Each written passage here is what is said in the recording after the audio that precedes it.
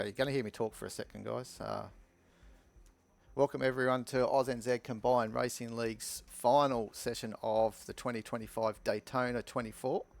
We're just running a little bit late. We had a little disconnect on the original server, so we are back now with all the drivers just getting themselves ready, getting their strategies set up for their pit stops, also making sure their setups are all loaded. Because the cars are going to be a little bit out of order, we need to get Franco right up to the front behind Longy. We will be getting the drivers to do that on the green. Once they get this formation lap done, they're going to have to hold position during the formation lap, unfortunately. And then we'll get everyone sorted from that point on.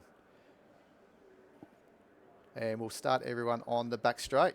We'll start Longy and Franco to leave when they come out of the infield section onto the banking of NASCAR banking. I think it's 1 and 2.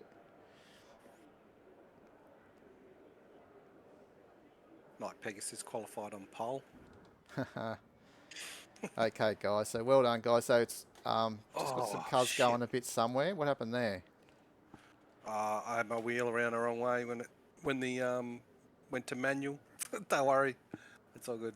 Okay, so hopefully you haven't got too much damage there because you hit it pretty hard. I've got 1 and 1. Okay. It just means I'm faster. All right, so everyone can just go through like we do as a normal process, please, guys. Just keeping to the 120 kilometres an hour for Night Pegasus.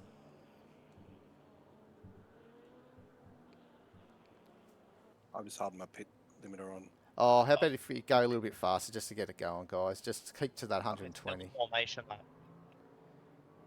We can complete that first. Oh, this isn't our lap. Oh, okay. No. Nope. No, this is a full formation. No one can actually change positions at this stage. Right. I actually should have actually done a standing start. It was my mistake there, but I just cloned the event and changed a few things. That's fine. Adapt, improvise, overcome. Vegas says slow down, go too fast. Yeah, slow down, bro. 120 is the maximum you can go. I got into trouble. Don't worry.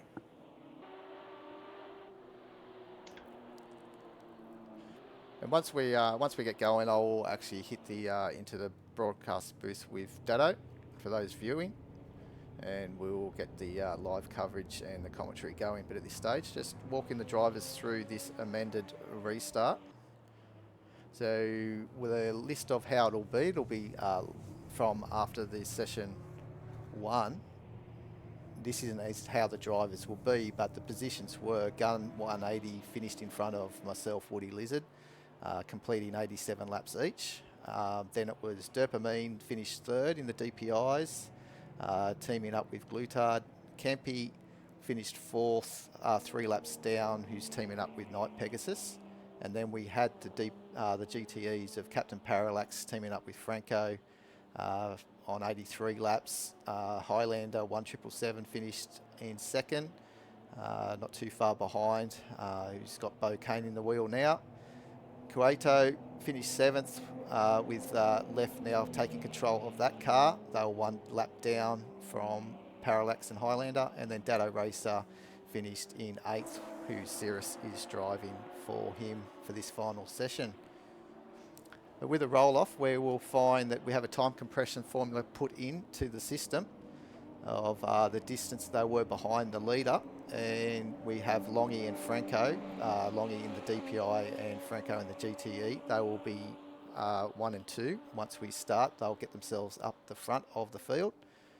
Then we'll have Dark Racing 40 behind Franco. Bo Kane in the GTE will be behind Darky, Left behind Bo, Cirrus behind Left, and then we'll have the last DPIs of Glutard and Night Pegasus. So Night Pegasus at the moment just leading the field. We'll drop all the way to the back, and we'll get all that done hopefully in the infield section, so then we can start on the NASCAR curve 1 and 2 banking. Remember, give you guys self some room here. Once we start, damage can occur. Yeah. So just keep on the limiters, guys. And what we'll do is we'll obviously get Longy I believe, to come in front, and we can get Franco, please, to get it into the front behind Longy. Do I have to wait till I get past the start finish? Oh, maybe Think do it on the so. safe. I don't think so. I've seen cars overtake cars before the start and not get a penalty. But anyway, that's okay. Then we'll have Dark Racing follow Franco in that BMW. Bo Kane will follow Darky. I can't see where we are now. Left. If you can pick up Bo Kane. Yep, I'm next in line. Commander Cirrus. Come on through where you can once you get through this winter windy bit. Left, you go next, mate. Yep, that's it. Okay, and then Glutard looks like he's right, and Night Pegasus just has to fall to the back behind Glutard eventually. Yeah, left, just go behind Bo. Yeah, that's it. Okay, so it looks like we could be all in order, are we? Yes, it looks that way. Okay, awesome job, guys. So what we'll do now is just hold that, manage yourselves now. So Longy and Franco should be within 1 or 2 car lengths. So Franco, you could come up a little bit closer if you feel comfortable. But Longy, just stay on that pit limiter, please, for me. Yeah, mate. Okay. And then once everyone's comfortable in the positions where they are behind the car, with about 2 to 3 car lengths behind one another, you can keep that pit limiter on. And I will do a countdown for both Longy and Franco to start the race once they are comfortably on this back section of this banking.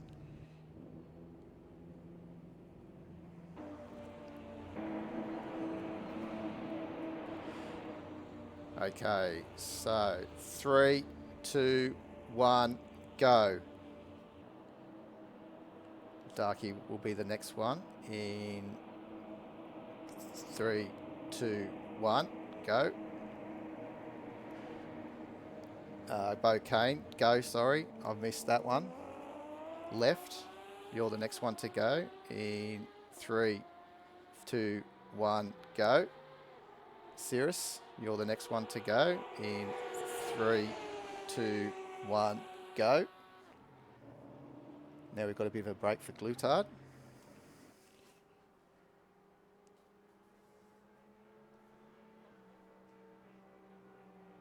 So just another 10 seconds, Glutard. Cheers. So I'll count you down very shortly. 3, 2, 1, go. And Night Pegasus, you'll be the last one in about 23 seconds. Yep.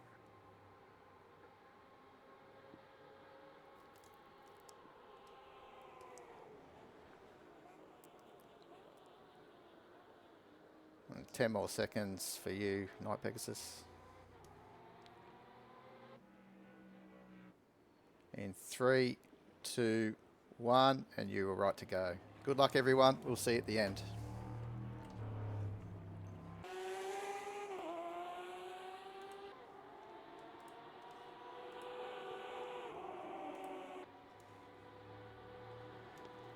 Okay, you got me here, Dado?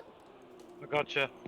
Okay, so welcome everyone to this second session of the ANZCRL Daytona 24. We are 2 a.m. in the morning, and we are looking currently at Bo Kane, who is second in class at the GTEs. And it's a big welcome, obviously, to Dado Racer. Welcome, Dado. Thank you, Woody. Pleasure to be here. Now, you had a great battle with against this car with Highlander early in this race yesterday. You and Highlander were swapping positions. Certainly did. Saw a lot of that car last night. And I believe we've got Glutard's teammate, Dopamine, also in the commentary just hanging around, probably giving us a cup of tea every now and then. Nice. Yep, just let me know. Thanks. And he's left. Now, we actually saw a great drive last night. Obviously, I streamed my point of view, and we saw this car a couple of times with Cueto, his first time driver at ANZCRL, and did an amazing job in this car to keep it one lap off the leaders in class. So he's given left a very good opportunity here for a good result. Definitely. He got better as the race went on, I thought. He sure did, yeah.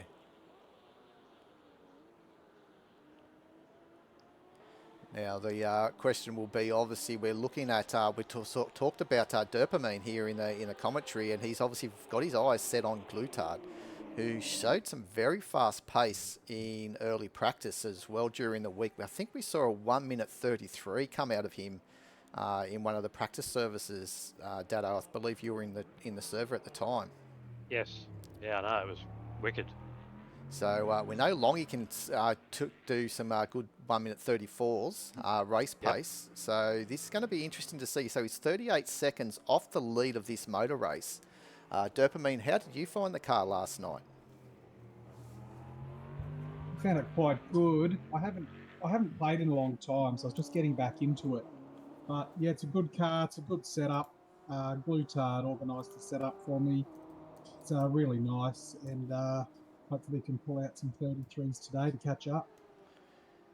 Yeah, we'll be obviously keeping an eye on those guys, but this is another car. We've obviously got Bo Kane chasing down Franco slowly, but with Commander Cirrus, Dado's teammate in the number 29 BMW, the, what do we call it? Diddley Squat, I think it was, racing. Dilly Scott, yep. Yeah, now we will see those times sectors starting to drop and then stabilise, because as the tyres build up to pressure, you'll find that those lap times will probably stabilise, but they were pretty low to start off with this start of the race. So some quick times starting to come in, and you can see there, what's Cirrus now behind left? He's only 3 seconds behind, so definitely catching. Making gains. And Bo, he's only 2 seconds off Franco now. Yeah, so we did see Franco struggling a little bit. Captain Parallax, what a drive from him. He was actually just slowly, he was just holding in third position most of this race in the first session. Yeah, no errors. No errors at all. That was exactly what got him there, and he actually ended up coming home first in that first session.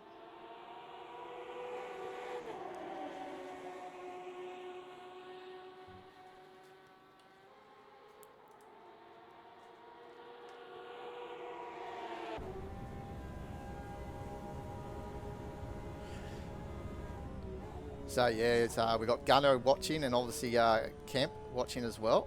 Obviously looking to see how their teammates go. So it's a big welcome to you guys. Thanks for tuning in. And we've obviously got Tim Hamondo saying go Glutard. That's not you, is it, Dopamine? Yeah, that's my real name. Porsche's got some legs, look at that.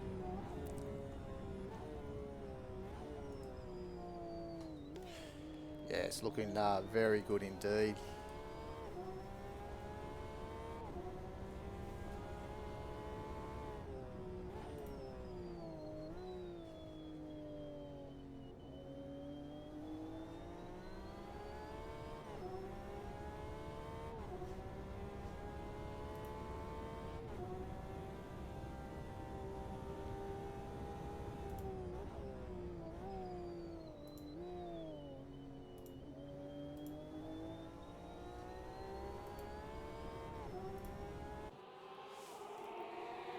This is going to be a little interesting to see how Franco can hold this pressure from Bo Kane.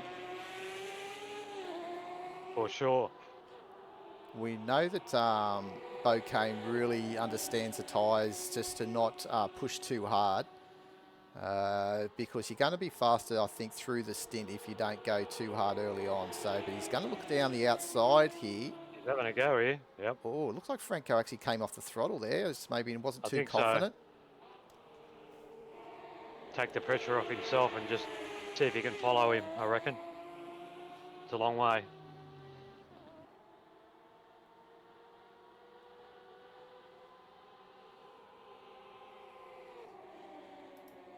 And I'm just going to have to share my link as well, because unfortunately I've actually kept the stream on my own personal profile instead of the ANZCRL one. So just bear with me, guys. Talk amongst yourselves. Yep. No worries.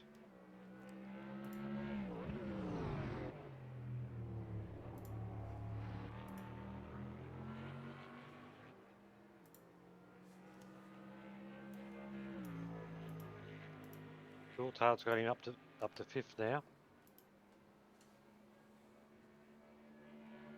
Make that 4th.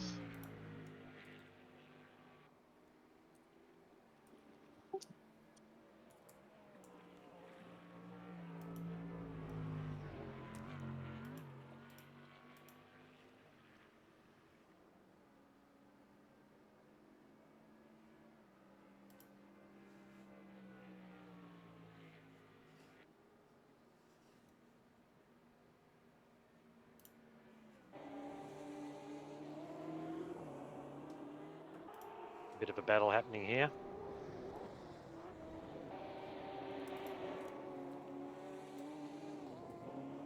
Whoa.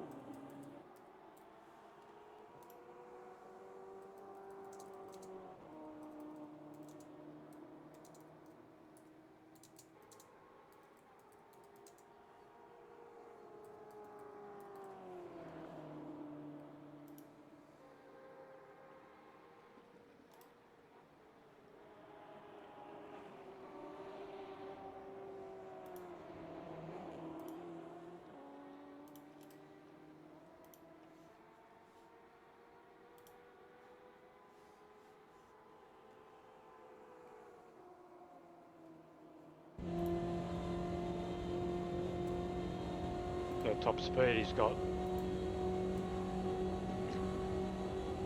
Should be getting about 296. 7, that's good.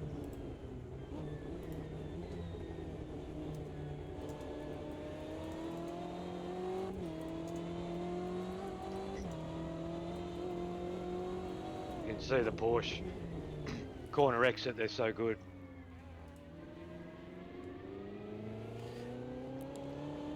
Yeah, it's bogged down there, didn't it? By the sounds of that. Yeah, I The think BMW. he carried in a bit too much speed, I think.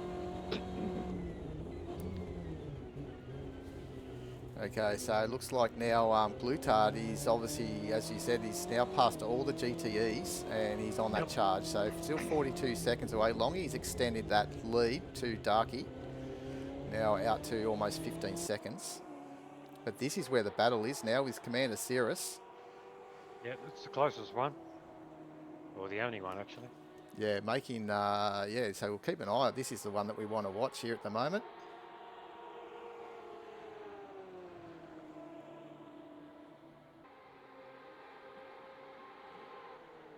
Should going through the bus stop. I found that my car last night was quicker through the bus stop than Beau's.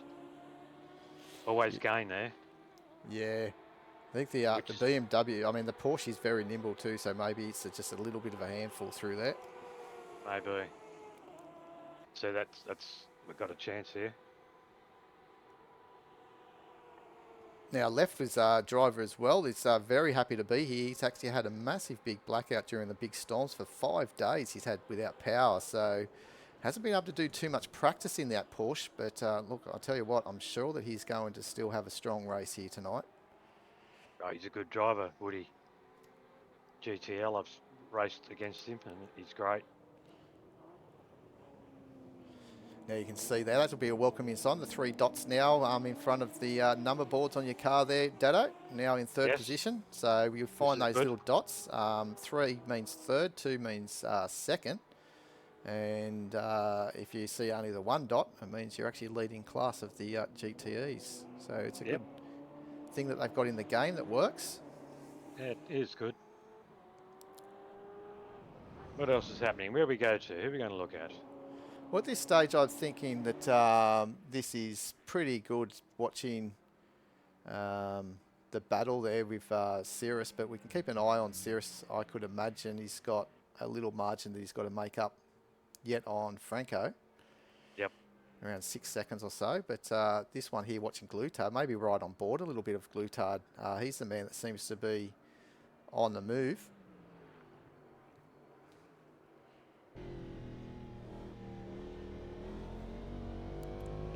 Now, he started with a 53-second deficit to Longy, and you can see now he's almost gained. Well, they were rolling too, so there won't be a true 52 seconds. Maybe it was 50 seconds or so. off Yep. Longy at the start, but he's obviously now, as we can see on the display there, 42 seconds away.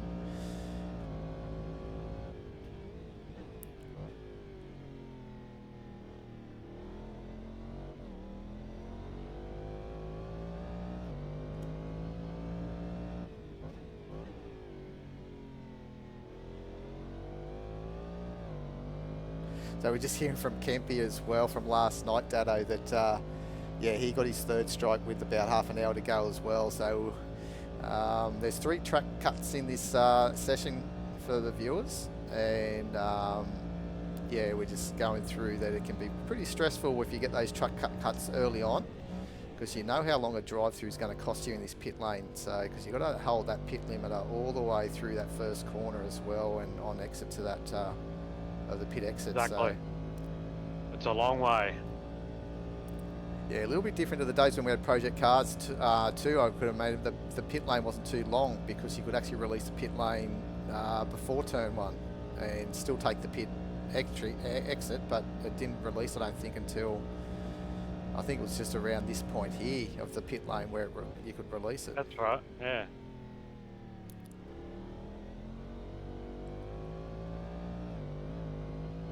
Now we're expecting 2 stops from the GTEs for fuel, and the DPIs will get 4 stops in.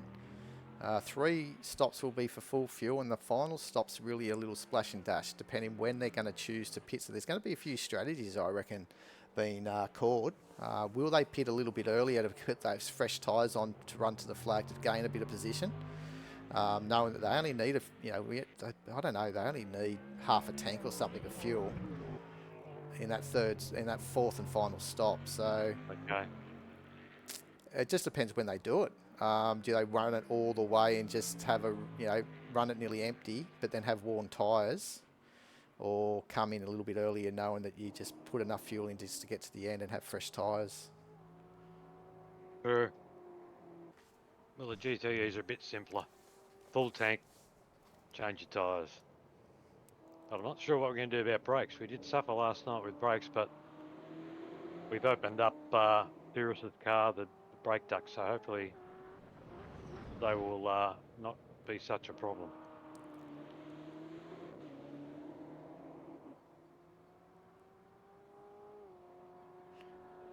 Yeah, so it looks like we've got the keen eye of Longy's teammate already checking, having a look. Was roughly about 35 seconds when we're talking about maybe when Glutard got released. So yeah, it's one of those things, if it's static still for the whole time, obviously it's going to be that time that we have the full, what did we say, Glutard had 53 seconds. Because he's rolling at 70 kilometres an hour at the time, that obviously gets shorter, because he's still moving at that time. So it's the best thing we can do, though, but the time compression does keep it interesting, that's for sure. Yes, definitely.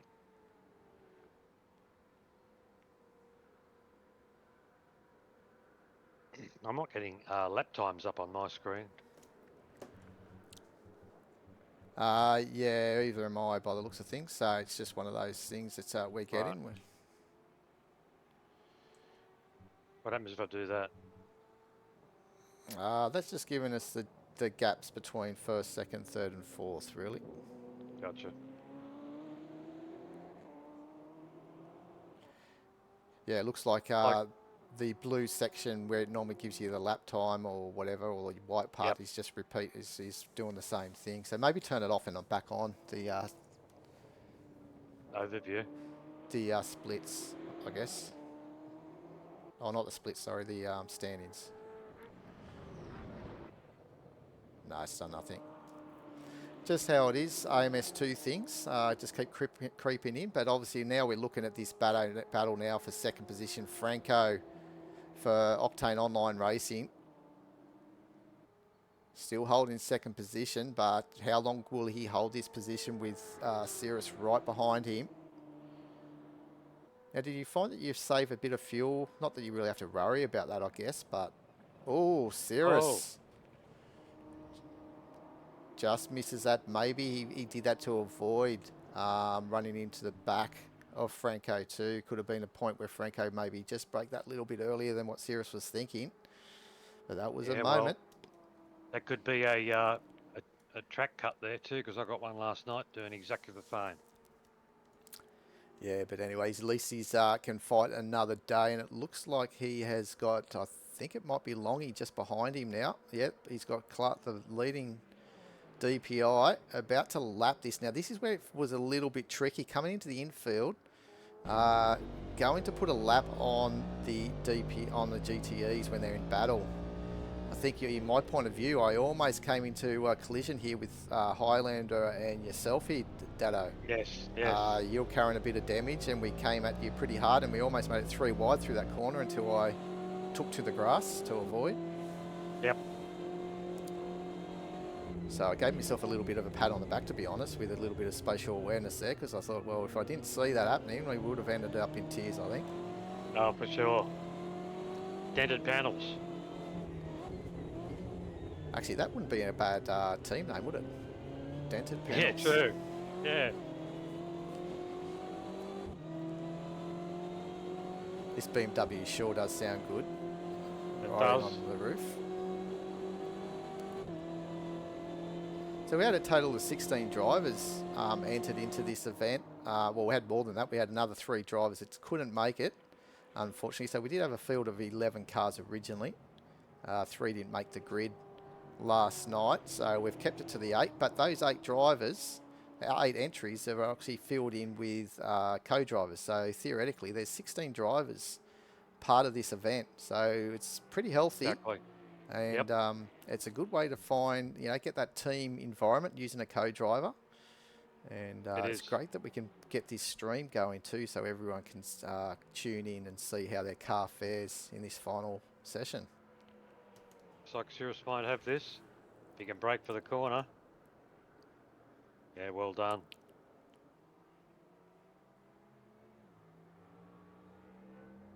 Now tell me, Dado, do you know the drivers that are doing double duties here tonight who have obviously already done the iRacing 24 over the weekend and now racing here in this session too? I do, and that's your team partner and mine. Yeah, and So, was fingers crossed, I guess. Was Night Pegasus part of one? I think I'm not too sure. I think Night Pegasus was a team. It was a driver as well for us. Okay. So I believe that's why he couldn't do the first session, and he had Right. Kempy. I think Yeah, maybe it yeah, was Kempy. Kempy actually was the one that was doing the session too. He did it last night. Yeah, he did it Early like hours. in the middle of the morning. Yeah. Yeah. So a few drivers doing double duties. Yeah, well, concentration won't be easy because it's a long race, but we'll just see. How did you find the concentration levels, Dopamine?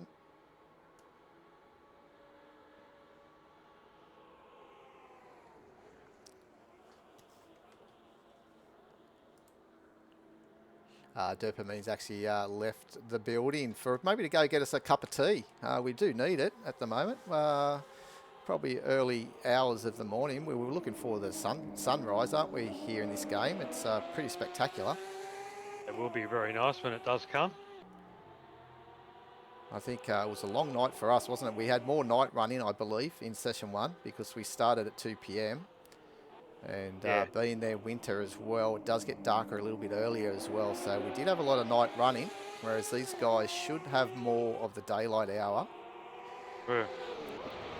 But coming with the daylight hour is the question. You did mention about also the brake fades from the night session. Being cooler temperatures still, when we get into the daylight, it doesn't warm up that much, but we just don't know if that's going to affect the cars as well, and also their tyre wear. That's a true point. Well, I think the brakes will be okay as long as you got your duct open enough, which I didn't have last night. So I did a bit of testing the Savo, and I think we got them at 55 and 50 now, which seemed to make a big difference. Is that Longy coming fast, lapping? That sure is Longy coming on through in the number 8 Team Carbine Racing, DPI.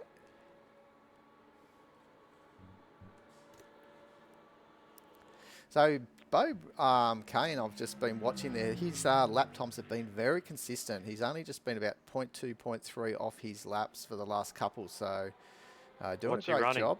I'm not too sure what pace he is doing, but what you could probably do is bring up the total, the results, I guess, or there's another tab there. We'll bring up the full list of drivers, and we probably could see Oh, yeah. their last lap there. So he's been doing a 41s. That's nice. So his best is a 41.7. So you can see he was only about 0.2 of a second off that Yep. previous lap. And Night Pegasus has already got a 5-second penalty, though. I believe that was because he was speeding on that formation lap. I did hear everyone tell him to slow down, so...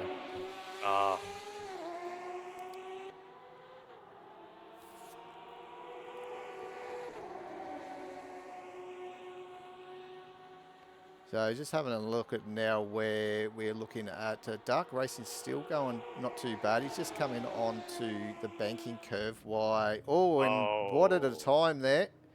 Yeah. Just locking those rears. Oh, actually, that was would have been him on power on exit there, which can get a little bit loose. So I can. I was just putting that gap between him and Glutard. So Glutard was actually hitting the Western horseshoe at the time.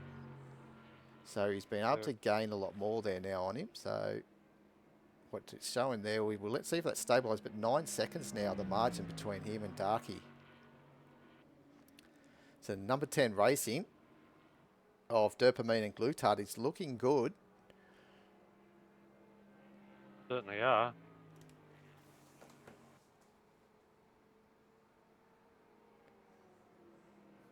We've lost left as well, so that's unfortunate. So the nice run that we had from both himself and Cueto has come to an end.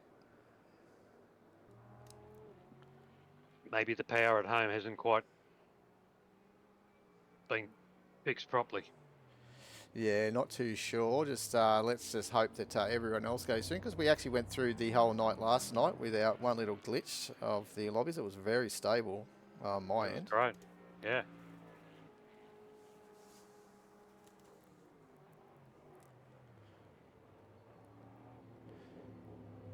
So here we are. Darky comes up against Commander Cirrus. Now these guys have raced together for a long period of time as well, so they know each other. And Darky's just easy on the throttle this time, so he doesn't loop it in front of the BMW.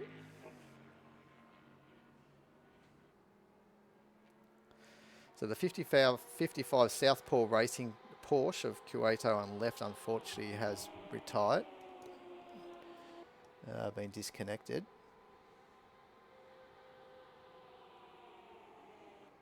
And it looks like from the chat here that his PC crashed. So, Bloody hell. so as far as Unlucky. you, just for the viewers, if you've noticed that people are missing from the stand-ins on your screen, it's because AMS2 have a little bug that on the broadcasting suite that I need to, as the broadcaster, need to make sure my mouse is hovering over the car that that Dado is selected. And if I don't, I'll just show you an example. If I don't, I lose some of the drivers on that standing list. So I've got to make sure my mouse is over. So don't be worried if you see a driver sort of disappear. Hopefully that's not a disconnect, but that's what it might be. So I can't sit back here and just commentate. I've got to still work the mouse, and like now he's moved to Glutard. I've got to move up to Glutard, so that's just an example. But I love the blue lights, Dado, on the top of these DPIs. I can't remember them being there last year when we ran. I don't know if that's an inclusion for the 1.6 update or not. I'm not too sure. Tell you. I don't know either. Because I don't think we had a broadcast of the race last year, so it's really hard to sort of tell if they did have that blue light. I do like it.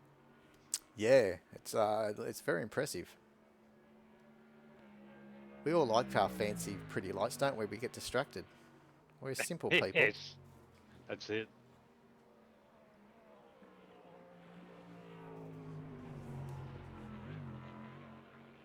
So it looks like Plutar's not too far off Darky now.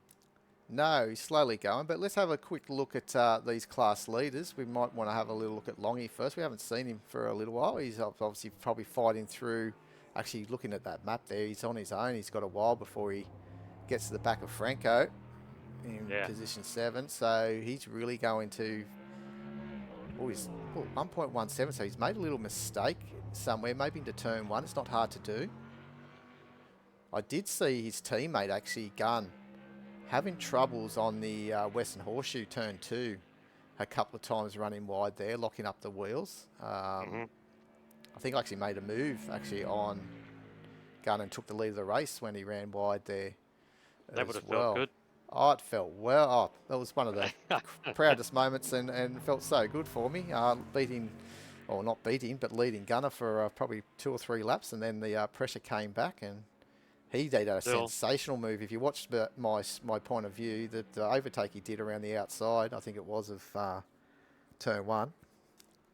I think actually in the inside, he was down the inside, I think it was, and yeah, just held the line.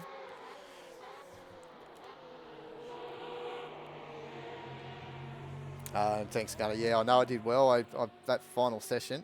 Oh, look, here we go. Longy's in, 19 laps in, so that's basically a full tank of fuel. So that's a scheduled stop. We should probably see Darky coming in too this time around. So both himself and Glutard. But we were getting 1 lap more fuel economy over the leading DPI car. I think he's going around. No, he's not.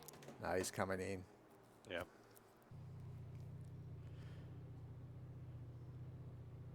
How much is in a tank in those, Woody? 76 litres. I don't know why they have Okay. 76 and not 75, but it's 76. Maybe kept an even number.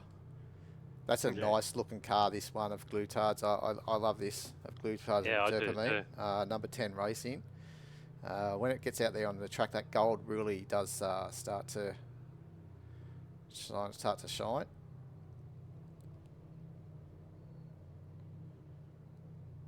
And I've got a little bit of a bias to say that I don't mind this livery either of the Elsnicki Racing DPI. So Darky has left the pit lane. So the next man would be Night Pegasus, but he's going around for an extra lap. So that extra period on the pit limiter that he had to do, now that's given him a little bit of a leg up there. So if he plays his cards right, Night Pegasus, he'll find that he'll be able to extend that each time maybe a little bit longer.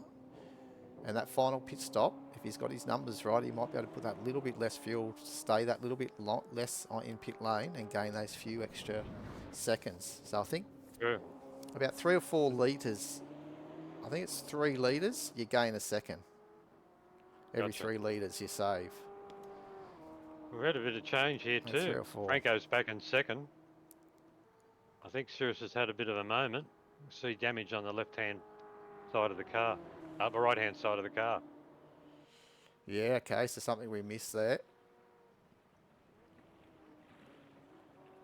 He'll be a tired boy, as will Darky and Night Pegasus if he was part of the iRacing. I just can't confirm if he just, if it was maybe he was busy last night, and that's why he couldn't do it. But yeah.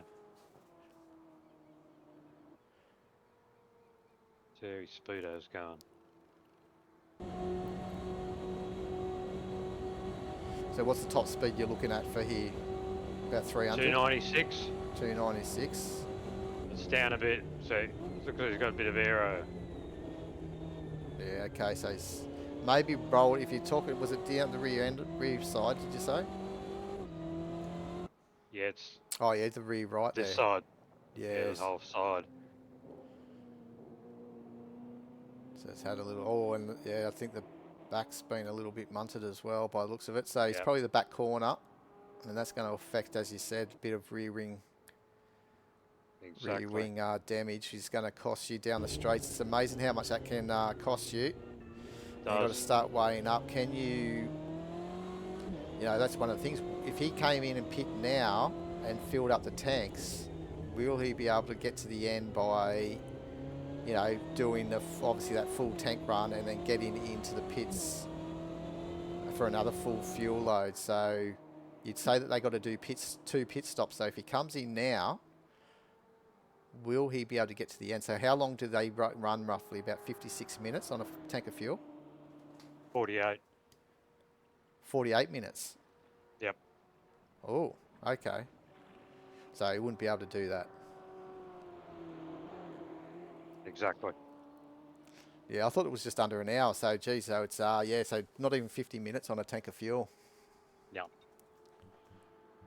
So Night Pegasus is in for his scheduled stop, which promotes Bocane in the GTE up into 4th position outright.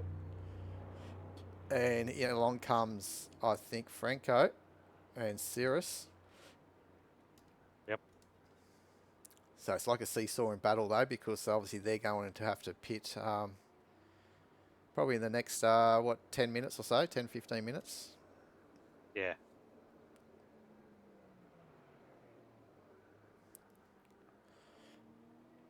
And Night Pegasus, this is a car that he actually drove at Le Mans this year when we had the LMDHs and the DPIs running against the GTEs as remember. well. So him and Kempy, so that's a bit of a story. Kempy actually won Le Mans in the DPI class. Yep. And both Kemp 714 and Night Pegasus have teamed up here at Daytona and taken the car that finished second in class. There you go. Bit like me and Cirrus in a way. We're normally always competing. Yep.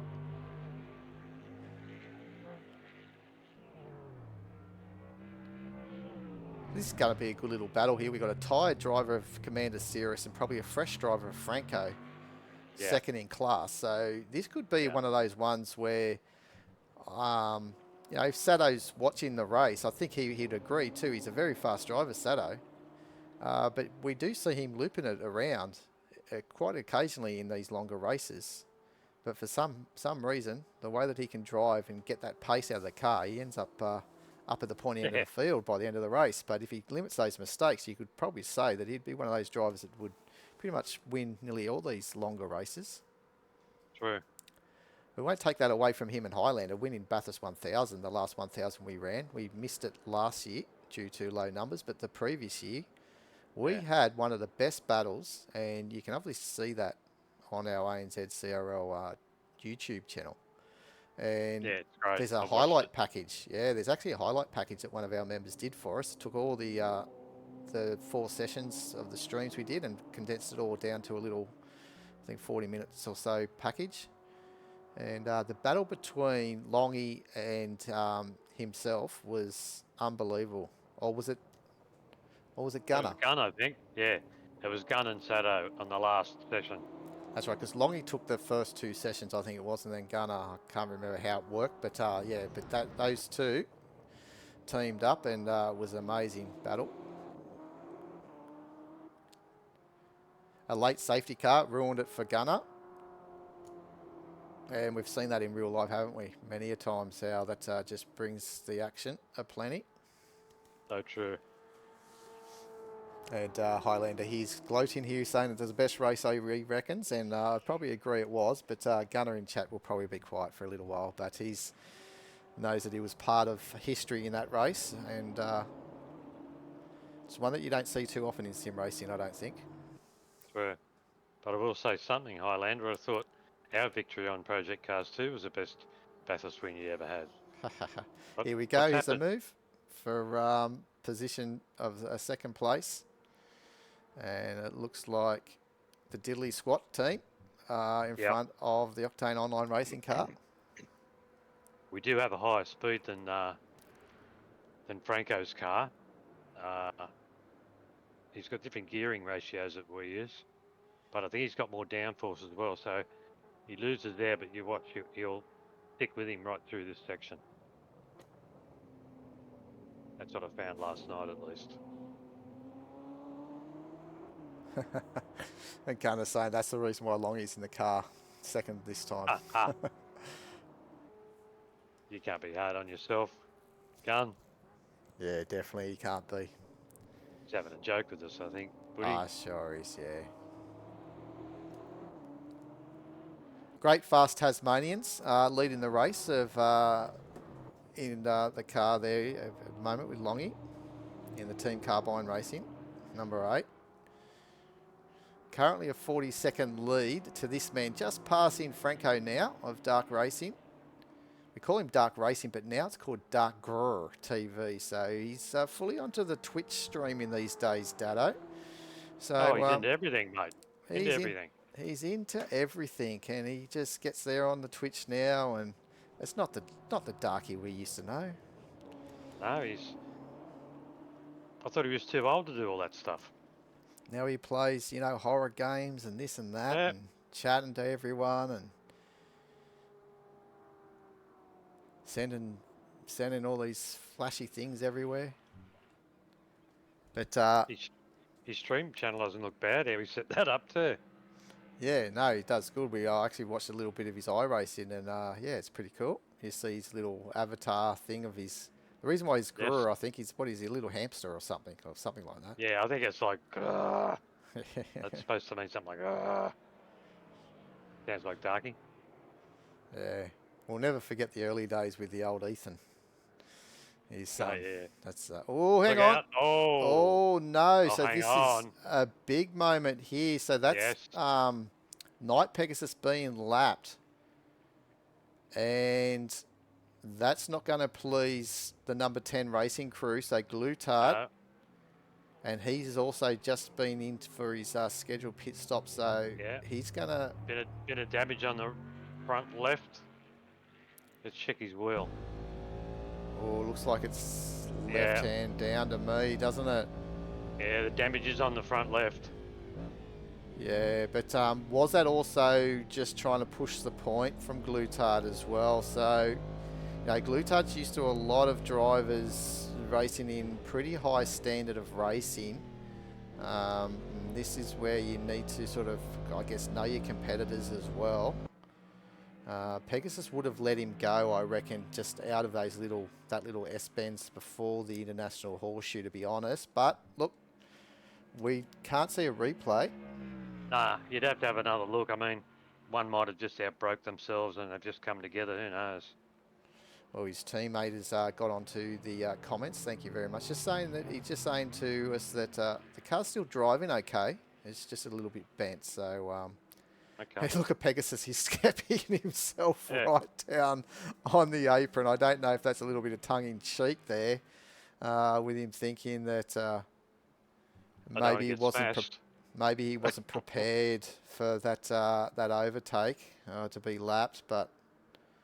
Actually, it looks like he's actually in pit lane, unfortunately. So Night Pegasus probably caught more damage compared Like to it. Glutard. So The good thing about these cars, your pits come up quicker. So you can maybe, although he's only just pitted, so that's a lot of time to be carrying damage if you're losing time. I don't know what you'd do.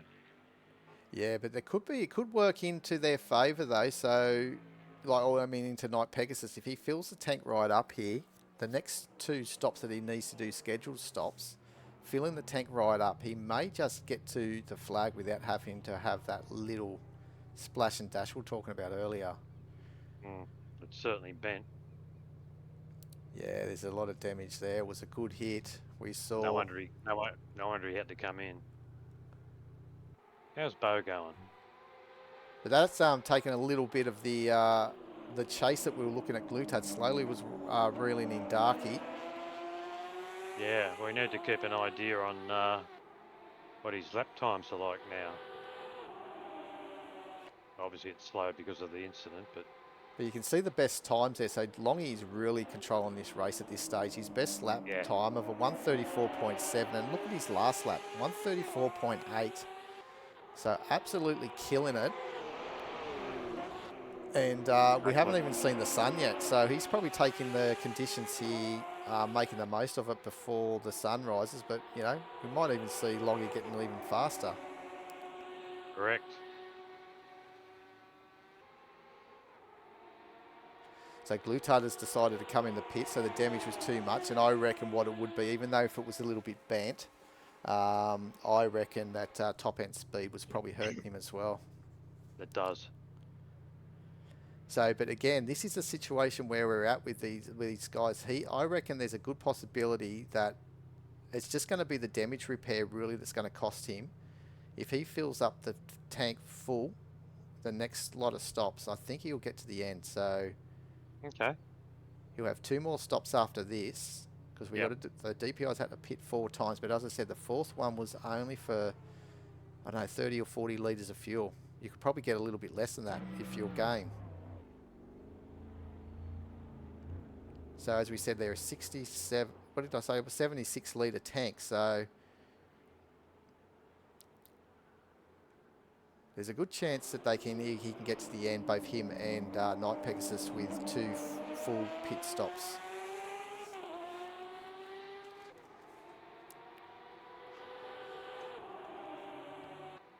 So it could be one of those ones where we've always had these endurance races. It always comes alive the last 10 minutes, Stato. I don't know how many we've done, and all of a sudden the last 10 minutes, it's like, where did this driver come from? And we could be talking about Glutard in that situation.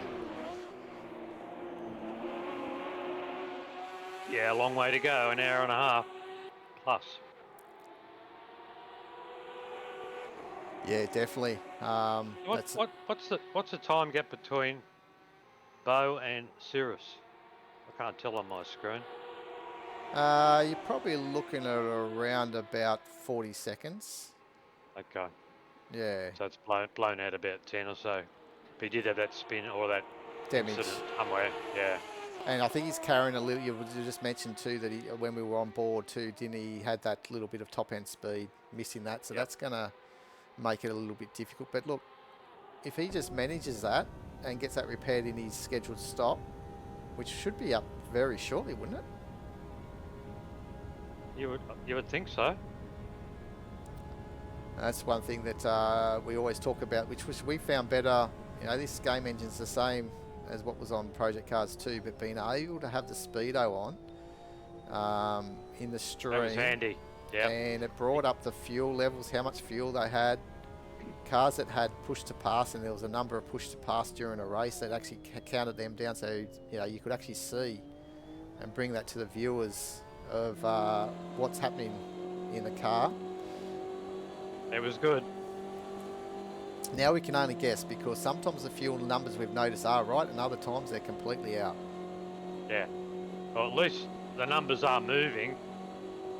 The fuel numbers are moving on the dash, but yeah, but I wouldn't say that would be right 44 litres if he hasn't pitted yet. Exactly. Yeah.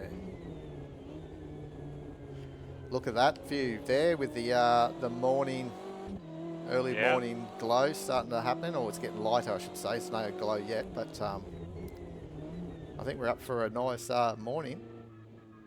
Been overcast skies. I reckon the boys would be looking forward to it. It's just better vision.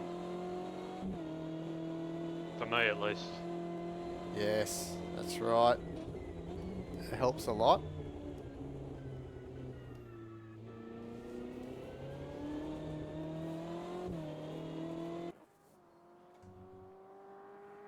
So any of the team drivers watching, if there's something that you want us to catch with any of your drivers and you want to get us to ride on board, just let us know and we can do that, because we're in for a long race here now with just the 7 drivers. Unfortunately left, his PC crashed or powered down or something happened there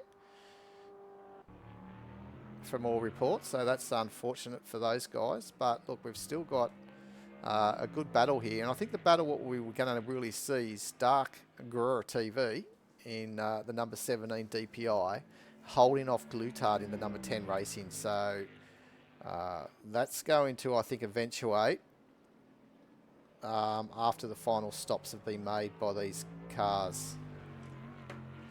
Was that Longy getting a little bit loose? He's pushing. It was loose. It's just Longy. That's how he drives. Yeah, Flat out. It looks like this, if he keeps that going there, if he didn't lose any time through the bus stop, this could be his fastest lap of the race, only by a margin. Let's keep on board here and just have a little look to see what happens there. Yes, it was a 134.7. No, it wasn't. Sorry.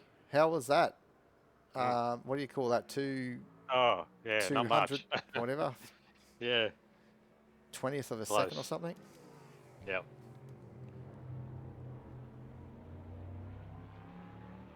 2/10 or something. But yeah, so nothing in it.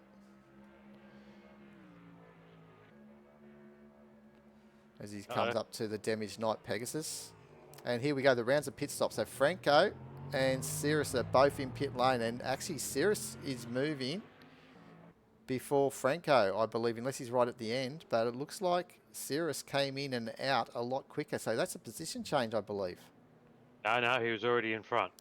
Ah, he was he? Okay. Franco, yeah, he got gotcha. back in front of him a little way back. And Bo So Kane that comes was in. So Bo Kane actually was out for one extra lap in that Porsche. Yeah. I found they could stretch it just a fraction. I actually ran fuel saving in the first stint so I could get to that time target. Okay, so there's a call out for a lap on board Longy, Dado. Sure. So he's coming around the final banking. So there's a good time to maybe catch on board. So we might be able to, jump in here, experience the view, guys. We'll shut up for a lap and just enjoy a lap around with Longy.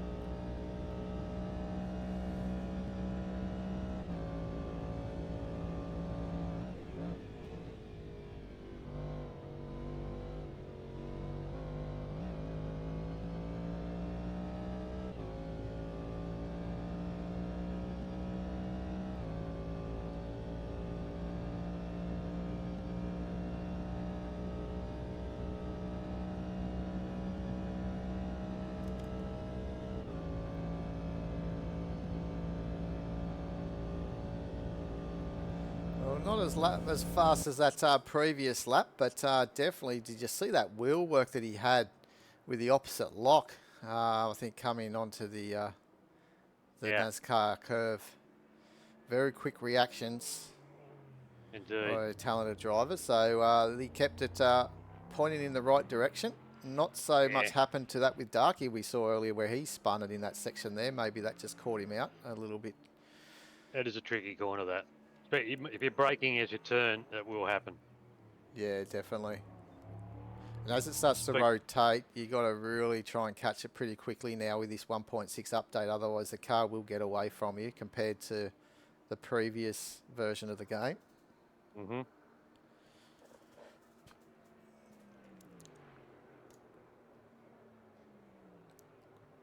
The Darkies was 0.5 off his best time. I think that's a lap, so he's going not too bad. But obviously, Glutard, who's behind him, has had one extra stop, but that's actually a lap down. But this is going to be interesting to see because obviously Glutard in this number 10 DPI, when he gets up to the back of Darky and Osnecki Racing, it really could be for bracing for position later in the race. So he won't want to hold behind Darky. If he can try and make a move done on Darky, he'll go for it, I think. So let's keep an eye on this. He has to. Yeah, exactly. Really? So he can't mosey around here because his challenge is really second position. To be, you know, fair, like to be real about it all.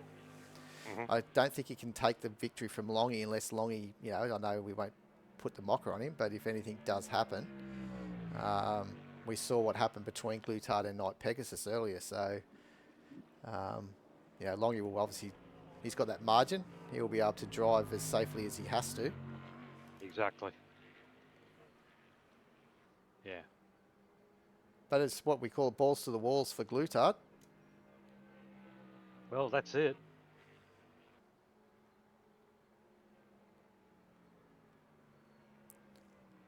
Darky seems to maintain that gap, which is good for you, Woody. Yeah, definitely. I just know Darky is struggling a little bit with his pedals at the moment too, with his brake, and he's tried all different systems because he's, you know, his gear's getting a little bit I old. remember that. Yeah.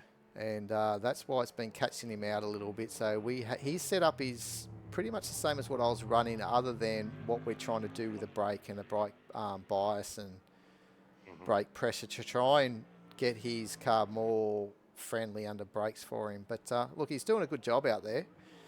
He's someone that's been up all hours of the morning with the iRacing 24.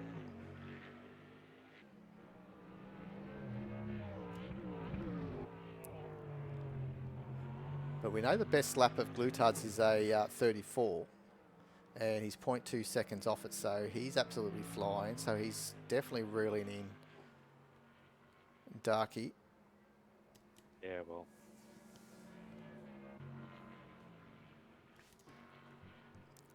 So we'll keep an eye on this. We've got Knight Pegasus teammate Kempy, who did a great job out there last night. He got better as the race went on as well. He's one of the ones that, you know, I could say that got better and better. For sure. Wants a lap around with Knight Pegasus, but I think we'll watch this because this is really, as we said, it's a race-long positional change. So we want to see how this eventuates. And after it's done, we'll look at doing a lap with Knight Pegasus in the immersion DPI. Will do.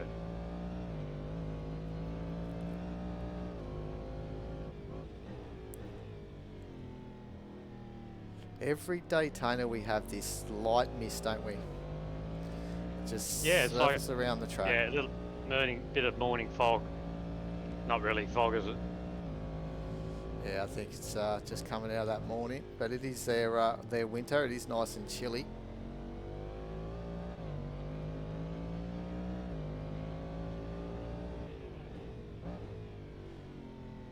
But Daytona is on the California coast. Oh, Darky's just fighting that rear end on power there. Yeah, we went a bit wide there. Kempy's just saying there he learned how to drive the car 2 hours and 20 minutes in the race. Yeah, so he had 4 minutes of absolutely smashing these lap times.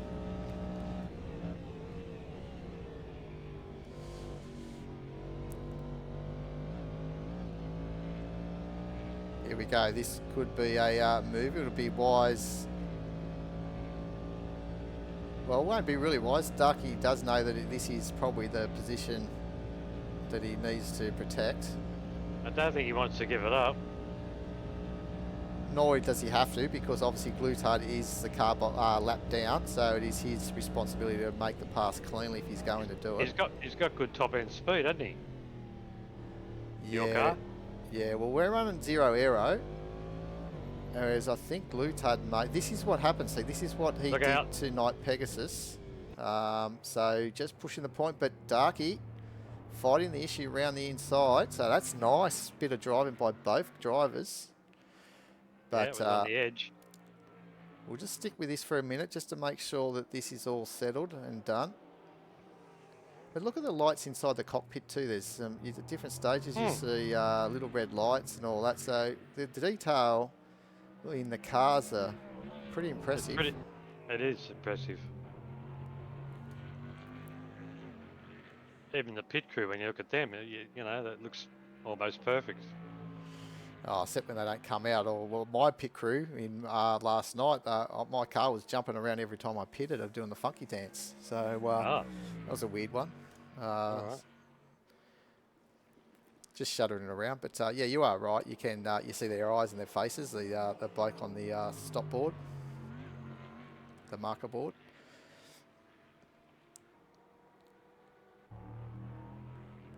All right, so they're also coming up to Bo Kane too. That little battle. So maybe if we can just get back to what we're watching, just make sure that they can clear Bo Kane. Okay. Yeah, let's watch Bo Kane. He's a leading GTE. So obviously he's up to the DPIs to make this pass nice and cleanly. Glutard, he's on a mission. Yep. It's giving Darky a bit of time to close up. Yeah. So they got through there fairly quickly.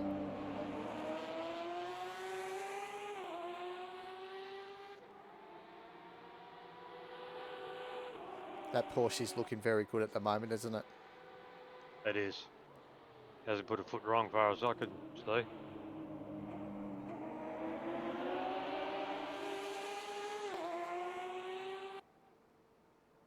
So, got a little comment there from Gunner. So maybe that's why we had better fuel economy with 0 aero. So obviously Gunner had a little bit of aero in his car. Mm-hmm. So Longy, I'd say. So that's probably the reason why. But at the moment, Darky's fuel economy, he pitted the same lap that Longy did. So not too sure if anything's changed there. But it could be also the way we drive. I think that I'm a very kind driver to my machinery. I don't seem to overdrive it, I don't think. Though I did do a couple of quick downshifts later in the race when I started getting doughy. Oh, his rear there I thought was starting to lose on Cirrus on entry, but picked it up early.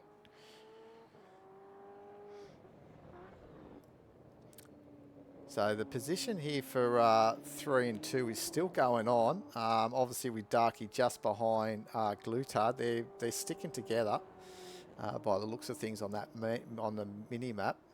But it looks like Glutard's just finding that inching away that every little bit every lap. And now might be a good time to pick. Darky's got back in front. No, Darky's behind him. Yeah. Huh.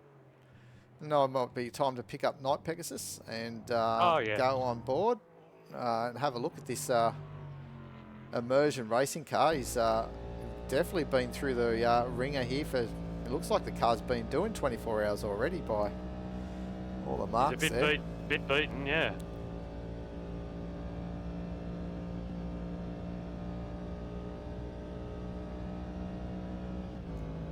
Now this is the part I like. Look at that sun. Just starting to now come onto those grandstands. It's just going to be taken through. Going to get some. Make sure you got some sunnies on, guys. You're going to need it. Here we go. Yeah. Look at that. There it is. So Longy's in for his second stop, scheduled. But let's see if Darky goes one extra lap, if he's worked out this economy, or if Darky's going to come on in and just follow Longy what he's doing. No, he's got that one extra lap on Longy. So. And that fuel number could be correct because I was finding that obviously I still had enough fuel to come in, Get the lap in. but we burn in 3. Let's say in 3.34. I think we'll burn in 3.6 or something like that, a litre a lap. 3.36 litres a lap.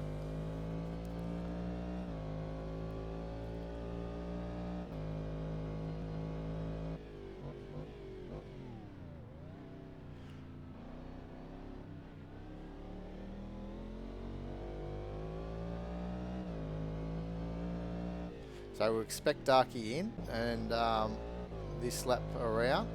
Obviously, he's taken the lead of the race, Darky, so he's going to enjoy that only for a short time. He's going to lose it. He's not actually going to be registered. Actually, he might have been registered leader of the lap if he passed him, depending where long he was in the pit lane. It's always a good look when you have that. Doesn't matter when.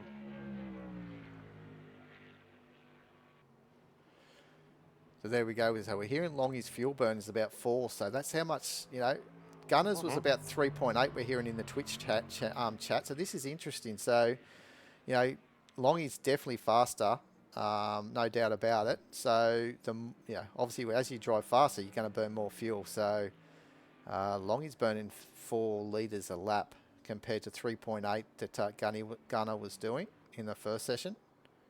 It's a lot more than what Darky's doing then.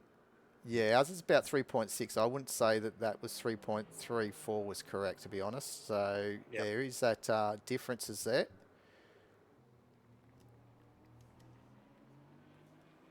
So look at that miss now. It's still Coming hanging out of the around. ground. Coming out of the ground. Coming out of the sewer vents. Yeah.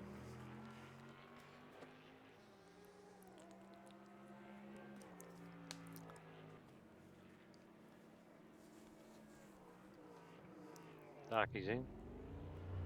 Yeah, And and out. So he's got done.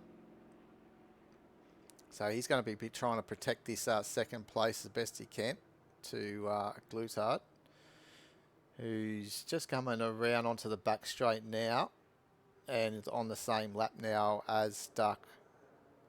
Yep. Darky. So, yeah, I He think... did that early pit, didn't he? Yeah, for Glutard, damage. so, Yeah, so... As I Fuel said, won't be the same. No, it won't. But as I said, if he can squeeze out that only needing that one extra stop, like everyone else now, in these, is it 1 stop, 2 more stops? Sorry, I think it is. No, 1 more stop. I'm getting confused now. I don't know how many stops they've already done. Nah, they're hard to keep tab of those. Yeah, Because there's a number of them.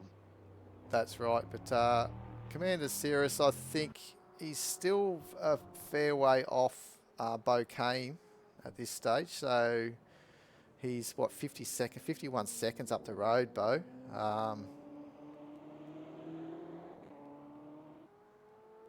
Yeah, well, it stayed pretty static, but I think he's just slowly pulling away. But whether that's a bit of traffic or I think Cirrus is carrying a little bit of damage until he pits. Well, they've already pitted, so he would have already repaired that damage, I think, Dado. So that damage was in that first stint of his. Oh, okay. So we've already seen these guys already pit once.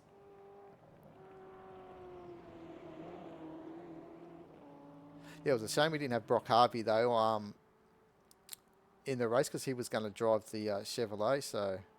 Would have been good. Yeah, we would have had the 3 GTE cars on track, which would have been good to see how they performed over the race distance. But anyway, maybe next year. And hopefully next year we can double... How good would it be if we could actually have 16 cars on the grid, all team drivers, co-drivers? That would be pretty exciting, I think. It would be a pretty cool community event. A bigger event than what we're used to, that's for sure. Yeah, well, back in Project Cars, we used to average about 10 to 11. I think the best we had was 13. Yep. But again, they were team driver events too, so we had plenty of drivers knocking around. Yep. We'll get their slow burn on a game that's slowly getting popularity on the PC side of things.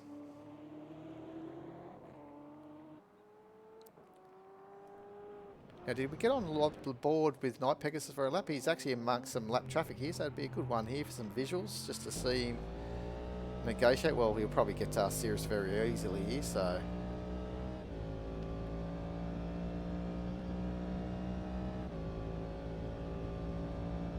Geez, you'd be loving that fuel economy if you had that, 2.72 litres a lap. Yeah. Haha. Oh, he's going to go. Oh, this could be a disaster.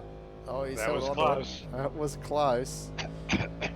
It's amazing how you got to adjust your line, isn't it, when you aren't on your normal braking and entry point into that chicane.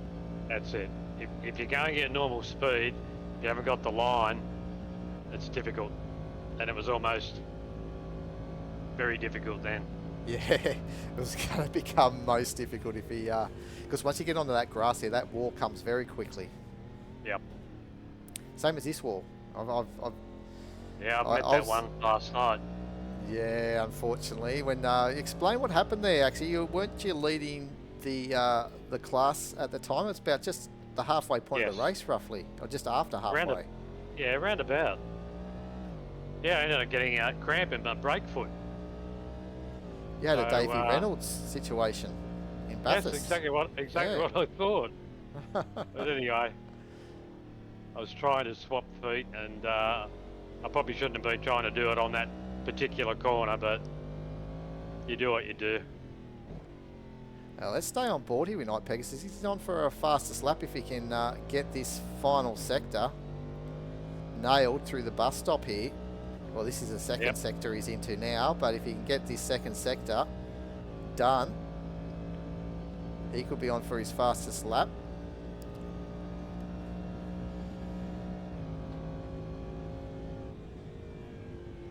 Oh, slowed early on there. Guiding it in. Yeah, but Get a good exit. Let's see if he's up here. No, so it cost him. He Nah. come off the throttle too early there. yeah, it was a bit slow through there, wasn't it? Well, he's probably a bit shell shocked from nearly hitting the wall last lap. Yeah, exactly. And I think Gunner's just acknowledging there where you two had almost a coming together at the bus stop, and you took the safer option, but unfortunately got a track cut for that. Yeah, true gun.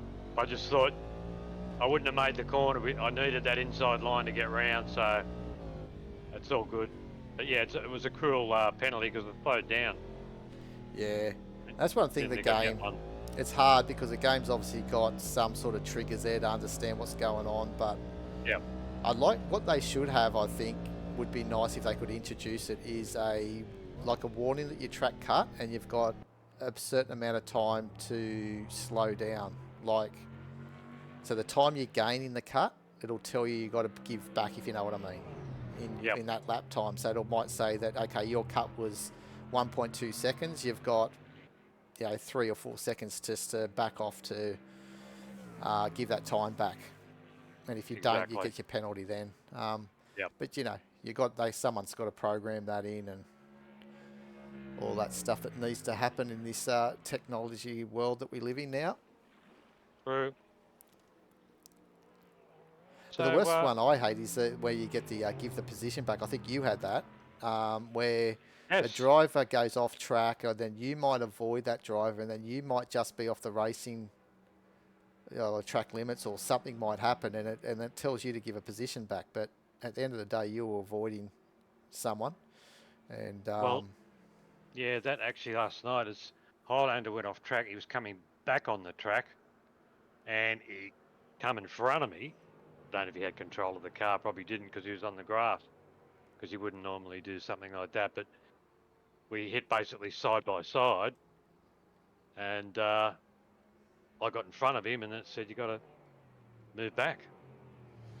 yeah, And then of course then Captain Parallax, he didn't expect me to slow down, so he hit me up the bum. Yeah, and here comes these two. These two here caused all that damage, as you can see right now, Night Pegasus, where Glutard tried to overtake in the little S-bends after turn 1. But this time, playing a little bit more safely. I better be more careful. Yeah, Glutard is a good driver, as I said. He does learn the racecraft of different drivers, but obviously probably wasn't expecting what happened there before. But Night Pegasus is actually moving pretty good at the moment, but we do know that he's not so confident coming into the bus stop here. But here we go. Let's see what happens here. No, he's backed away. Talking about Glutard. He probably gets a good run here. He's aimed in for it into turn 1. But Night Pegasus again going for his fastest lap.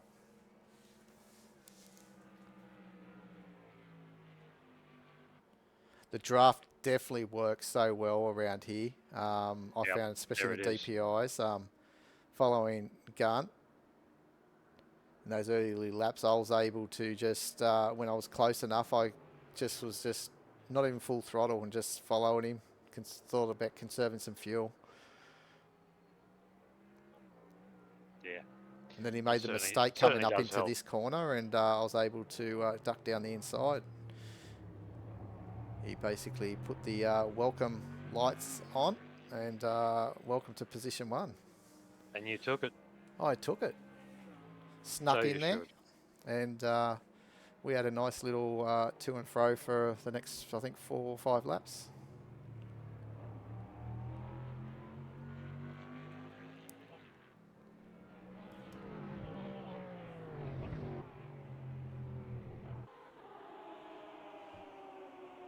A class Car lead of looks- the... Yes, and it looks in perfect condition. Yep, not a mark on it for the class leader. They even had time to wash it between sessions, mate. Yeah, well, I think last pit they got a bit of a polish. Yeah. Plenty of time. I think Highlander was out there busy saying that we need some good photos of this car, so he was rubbing away. No, he doesn't mind a photo, Highlander. Don't worry. No, he's almost getting to a stage where he's a bit like Yes. I have a mental blank. Sorry, come on, Yeah, we with know the his name. sunnies. Yeah, Yeah. Gone blank too. we haven't seen him for so long. That's the reason why, the driver we're trying to think of.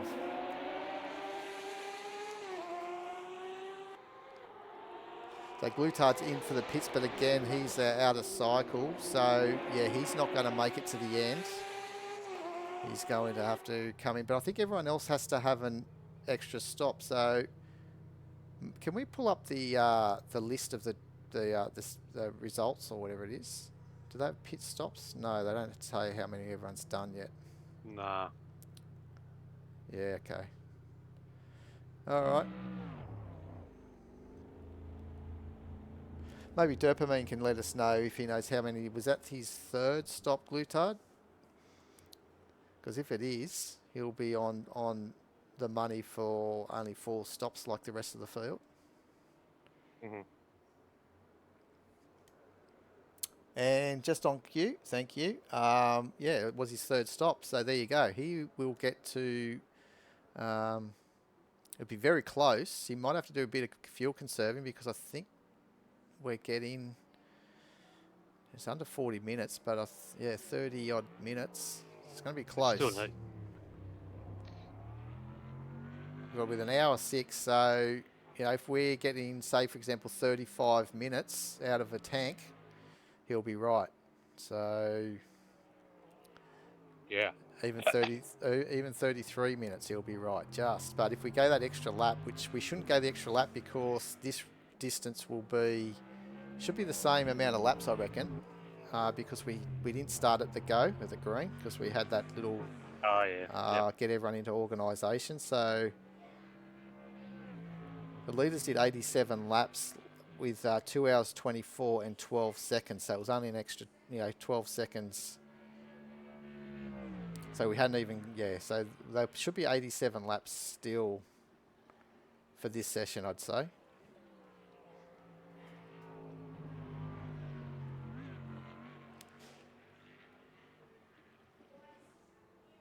So that may help these drivers if they're in any voice or can communicate to them. Then obviously Glutard, when he's looking at how many laps he needs to do, they're on lap 48 for the leader at the moment. He probably will be on lap 47. It'll come to that 87 laps in total. It sounds like it's going to be close. Hmm. Interesting. 20 laps you get out of a full tank. So there you go. I remember that 20 laps. So that's where we're going there. That's 68, 70, 68, 88. So there you go. 1 lap spare. And Nice. Highlander has saved the day. Colonel Lloyd. So there you go. Remember Thanks. Lloydie? Yes. Yeah, thanks, Highlander. It got to a point that we always said that we could see his white teeth and his sunglasses. He was always Yeah. worried about making sure that he was always looking good.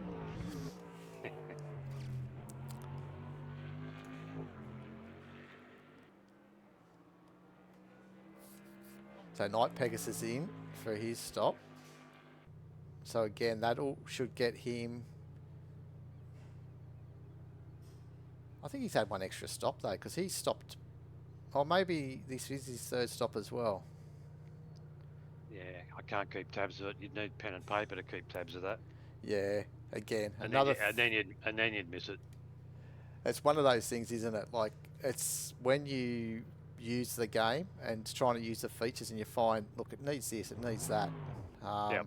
That you wish the devs could actually, the developers of the game, Pop it in there. yeah, or can actually just see where it would benefit, especially for this longer style racing. Like, they've got all the, well, I look at it this way, they've got all the IMSA content and all that endurance style of racing now into the game. I think they need to start pushing, very stable game that, you want to have longer races. Doesn't have to necessarily be driver swaps, because I honestly don't think that they could ever get it to happen. But if you want to be able to have at least 2-hour races, which is probably you don't want to go much longer than what we're doing here, 2 hours 24, I don't think. I remember we did a 3-hour race one time on Project Cars, and that was a torture. But Yeah, I remember Cyrus put one on once. It was 3 hours and over 3 hours. was it? Yeah, but just a long time behind the wheel. Massive. You do hear drivers doing some of these endurance races, like 6-hour races solo, on other games. So, but I just don't think as a league you want to run too many things like that. So, if you can limit it to about that 2 hours, but make sure that us as broadcasters to really highlight the game, actually can have all the features to bring it to the viewers. Is what we need. So knowing how many pit stops drivers have had, Yep. their Information. yeah, Input. I think so. Even tyre wear would be handy if we could find out that. You look at what they do these days in real life in the WEC, in the endurance stuff. You can actually see what the tyre levels are in race. So they're getting data from those cars. Bring it to the viewers. As they're all loving the screaming Porsche sound to Dado, so It does sound good, I must say. the viewers are just really enjoying it. So what do we got here at the moment? So we're on lap 50. 2 drivers on the lead lap. Darky 1 minute behind, just over 1 minute. So he's still holding that on the lead lap, which is good to see. Lapping roughly, a second and a half, just over a second and a half slower than Longy on that previous lap. Yep. But Longy's still in a 34.6. Just that seems to be his average lap time at the moment, in the high 34s, and Glutard in a low 35. So that's a big point there. Those two, Darky and Glutard. So Glutard's roughly a second faster, just under a second faster a lap at the moment to Darky. Yep. With an hour to go, and we would imagine that they're both going to make it home with this 4 pit stops. So Glutard should get home with only 1 more pit stop to go. Darky will be coming in for a pit stop, as will Longy shortly, in the next 8 laps or so. But then we got the GTEs, and Bo Kane is out in front by a margin of about a minute. So similar to the DPIs, actually. Well, he's stretching his lead. So I think we love the sound of a loud Porsche. Why don't we get on board? What sounds better, on board or on the roof? I wonder what sounds better. We'll try them both. Nah. Oh, they're the same. Yeah. We don't like a chase view, but I reckon the chase view will probably sound good. It's a bit quieter. Oh, no. I just don't like this view. It really reminds it looks slower than what it really is. Maybe just a track view might be the go. The track view, you get a good sound. Night Havoc saying inject that noise into his veins. So, good old Night Havoc. Hey, Night Havoc. Good to have you on board watching the final session. We for those that are just catching on a little bit late, I don't know if they are, but obviously we've dropped one car, and that was the Southpaw Racing crew of Left and Cueto.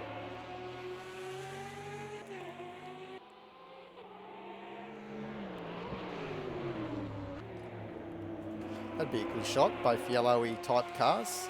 Yeah. Would have come up nice. Longy passing. Oh, that was actually the two class leaders, wasn't it? A moment of the true. race. Yep.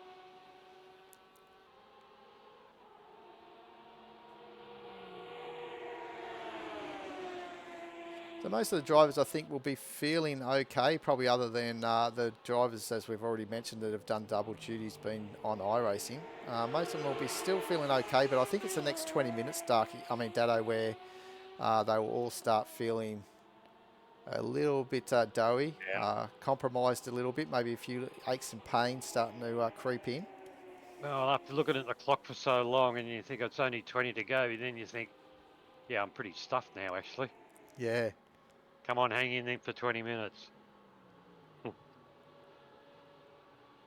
Now, Night Pegasus is just making his way now. We've looks like going to make a move on Commander Cirrus. If actually the timings are all wrong, it's saying that he's under the time away, so that the timing has all gone haywire again. Yeah. Well, it's only if it's multi-class. I find if it's just, Oh, look at this, I've got something. Yeah. We're watching Pegasus. Yes. But if we, if it's just a one type of car, timings are normally okay. It's when you got multi-class it seems to mix it up. Yeah.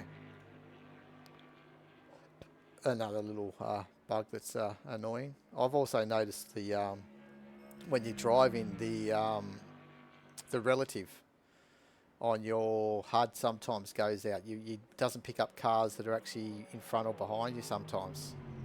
Oh, I hadn't noticed that. Yeah.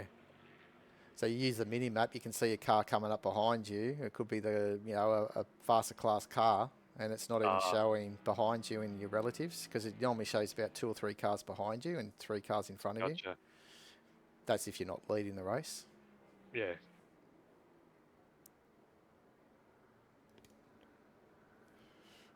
See how Franco's going. Oh, he's got a bit of damage. A bit more than a damage. He's ripped a part of the front of his bonnet out by the looks of it. Yeah, it's just it's just bent up. It's just how it's looking. I better check his wheel. Might be just from, might be just visual.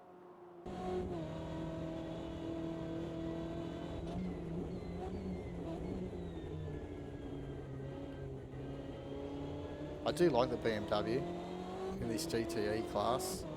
Yeah.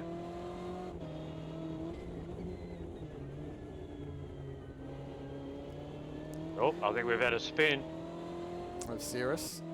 Yeah.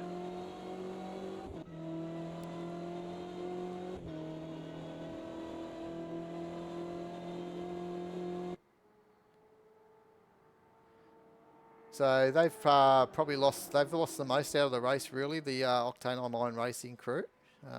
Franco just not come up to speeds. And Captain Parallax actually did say, though, post-race, that he wasn't expecting, obviously, that result, obviously, to be leading in the GTE class, especially after his first stint, when he was obviously following you guys in 3rd position, but obviously he had a few difficulties. But then after that first pit stop, got more comfortable. The car felt better. Probably that's when we started going into the dark as well, and came to grips to the racing. He was so steady. It gets you a long way. He's running a lot more downforce, I'm sure. But it worked. Yeah, definitely. That's it. If you can really utilise that downforce in this middle, like in the infield here in Sector 1, and obviously being able to brake later into Turn 1, having that confidence of that downforce sticking the car to the road, it can definitely help. And if you can get that tighter line through the bus stop with that aero, you gain those times, you take advantage of the strengths of what you've set the car up. But obviously that damage isn't hurting him. 0.092 of a second off his best time going through into sector 2 now. So let's see what he does coming through the bus stop, if he can on the exit, if we see a green on his Delta.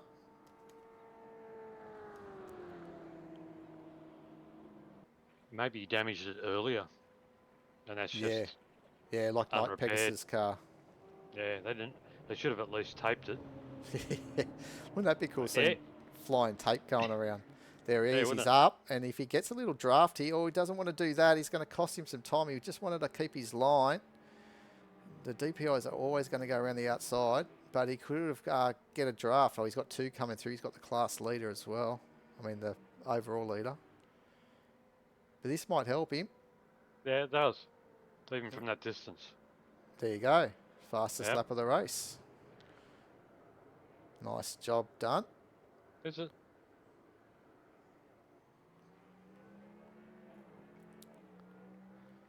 He's done a 143.8, so that's Yep. his fastest lap for him.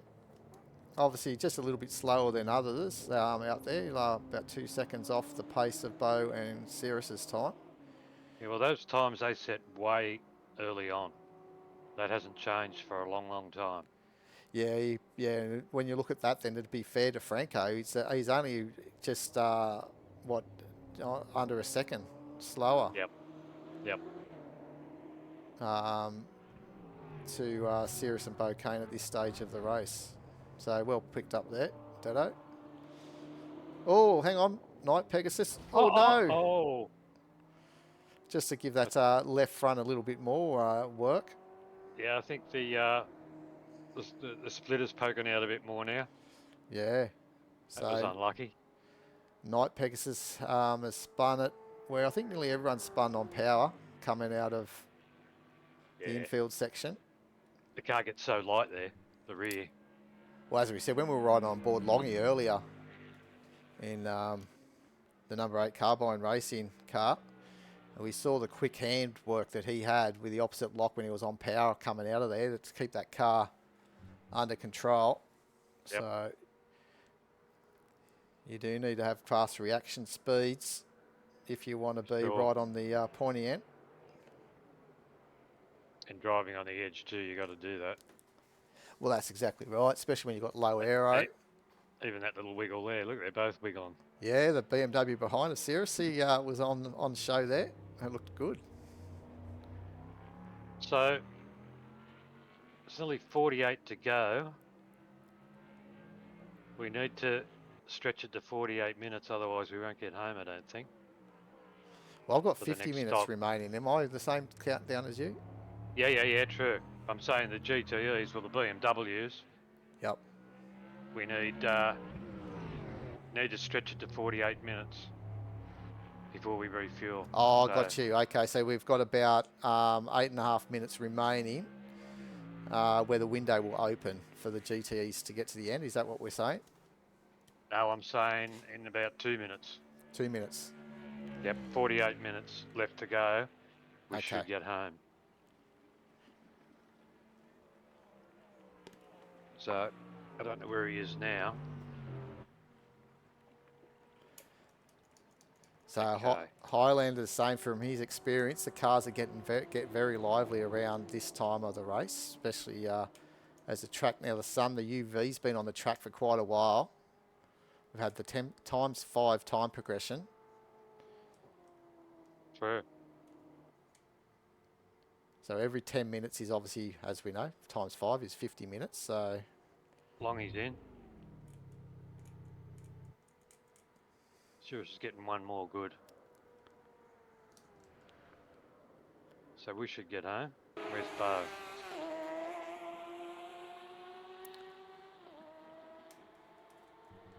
So let's see if he should be able to, if Cirrus went around, you'd think he will, because it looks like the Porsche's got that little bit more fuel economy.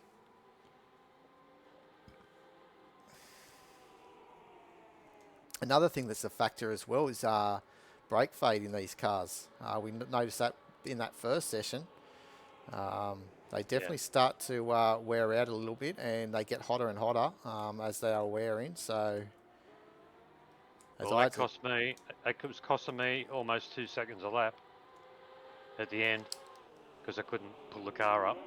Yeah, okay. So we've actually set up a pit stop with brake repair if needed. But our brake ducts are open a lot more for this race than last night's was. Yeah, I think that would actually help.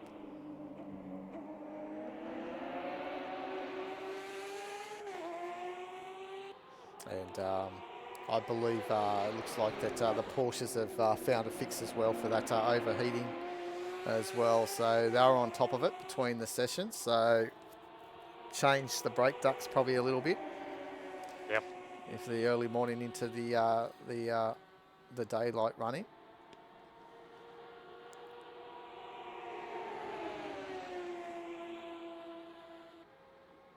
Yeah, towards the end there, I was like braking at least 50 metres early than what I normally would have, just to be able to pull it up. So this just shows you the gap that Longy has been able to pull as well on Darky. So the last stop we did see Darky get in front of Longy. Yeah. And this time around, Longy has stayed in front. So you can see on the mini map there that Longy's going through the bus stop, and Darky's just coming on the back straight with about 14 seconds margin now. So, but Darky will probably be in this lap, I'd say.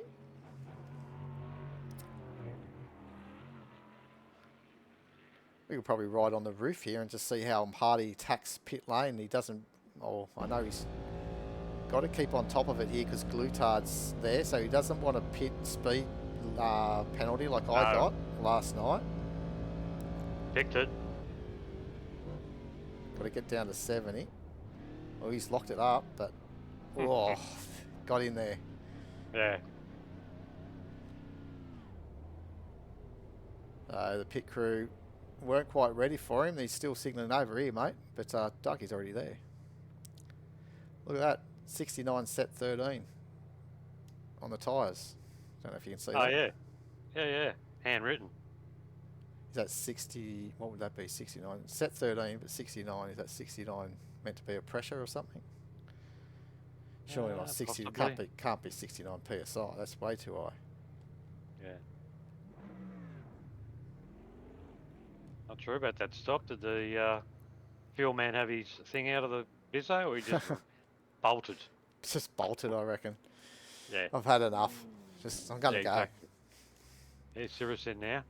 So here's your man. In with 46 remaining. So obviously we'll get to the end with a full tank. He's home. So we're getting some repairs here. Why isn't the fuel man fueling? Oh, he's on the other side, is he? Huh?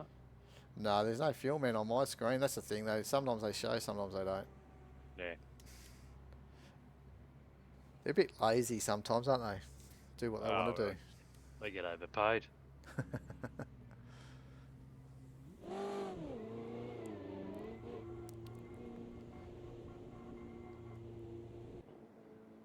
Yeah, go back and have your ice cream, mate. Yeah. Good jump. Looked like he copped his shin actually on the wall. I thought so. All right, so what have we got happening here? Well, Longy's got this wrapped up, I think. Yeah, another 20 laps to go. Obviously, we're looking at... I mean, not 20 laps to go. There's more than 20 laps to go, sorry. We're looking at 87 in total. So we got another 27 laps remaining. So once we see Longy basically at 67 laps, or we say 68 laps, we know that's the window for the DPIs where they can come in and do a full fuel tank full pit stop and get to the end. So that's what Glutard's looking at, because we know he's out of sequence to Darky. Exactly. And you can see now that Darky's had his pit stop. They're basically both done 3 pit stops now, and there's not much in the time between the two. So if we get onto Glutard, and we can now have a look, 13 seconds is the margin between himself and Darky. So that little incident he had early in the race that we saw between him and Night Pegasus when he was putting a lap on Pegasus, it's been what could you say, an hour, 40-minute run it'll be by the end of this race that he's done to try and obviously take Claw the it second back. position. Yeah. Yep. Yep. So it's been an outstanding drive from him, but look, it's not over yet. But if it keeps going this way, if he can get another, what are we after, another 8 laps, he'll be home. Another 7 laps, and he should be home to be able to come in for a full fuel stop and make it to the end. The only difference will be Darky's stop will be a lot shorter because he only has to put in, you know, a lot less fuel. So Darky will get a little bit of, from him. Yeah. Yep. In the pit lane. So it's worth hanging around, guys. You know, it always happens. We mentioned that a long time ago, that the last 15 minutes of these longer races, there's always a story to tell. There's something that happens, and it's usually a pretty good battle.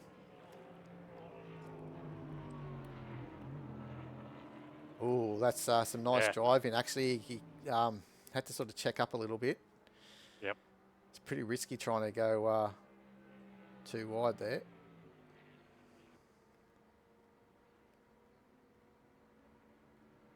How did you find the DPIs last night, though, Dado? Like it's overtaking, found that you didn't have too many problems other than that one where you just got in the wrong side there when Gunner came and passed you? Just the one with Gunner, and that wasn't dramatic.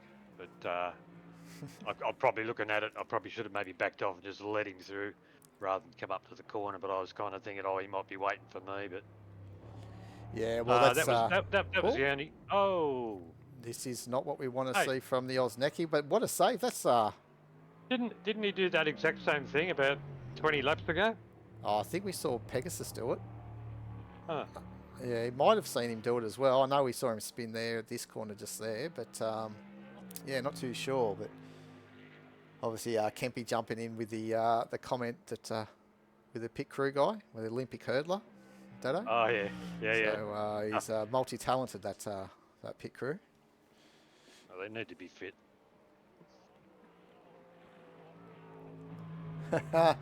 So we just hear Gunner's definitely going to be at the end because he's sitting in the lounge room of Longy's. Oh, right. Drinking Longy's beer without Longy knowing. He's probably made him a cup of coffee. Oh, no, I don't reckon he's screwing that. I reckon he's just saying, well, Longy's concentrating on this screen. I'm going to sneak around and steal his beer. What a top bloke. Coming down your way at the end of the year, Gunner. Playing golf at Darnboogle. I mean, it's Tasmania. I don't know where you live, but I'm coming down.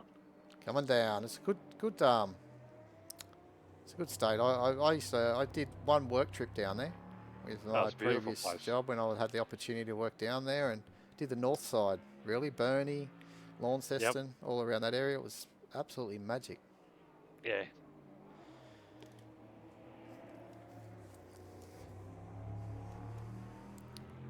Went to Longford, where they used to do the old Grand Prix, and I went to different sections of the old track while I was there. I had some spare time. Oh, yeah. Went to the pub. Read something on that.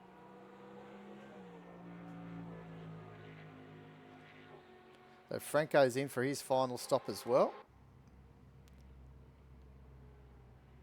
So Dado's not too sure of the place where you were saying. Is it actually the name of the golf course, or is it the place? Yeah. Or whereabouts in the state is it? I think it's up the top. The top. Yeah. Launceston up there? Yeah, Launceston's up the top east side. Yeah, it's up near there somewhere. Pretty well-known courses. Never been there yet. Been to Tassie, but haven't been to the golf course there. Yeah, gotcha.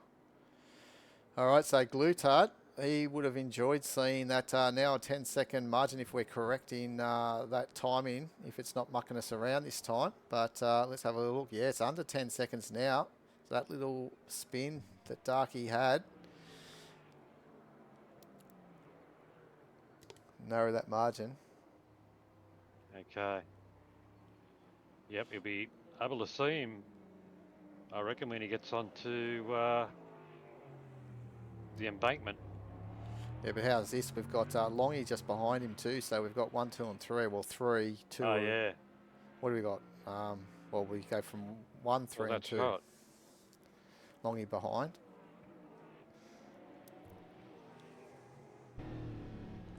Yeah, nice view. See, and you can see there, Darky. Yep. Oh no, those are the 2 GTEs actually. So we've got obviously Glutard first, and Darky's up the road a bit further. Oh, that's a rare little mistake we've seen from Longy, running a bit wide.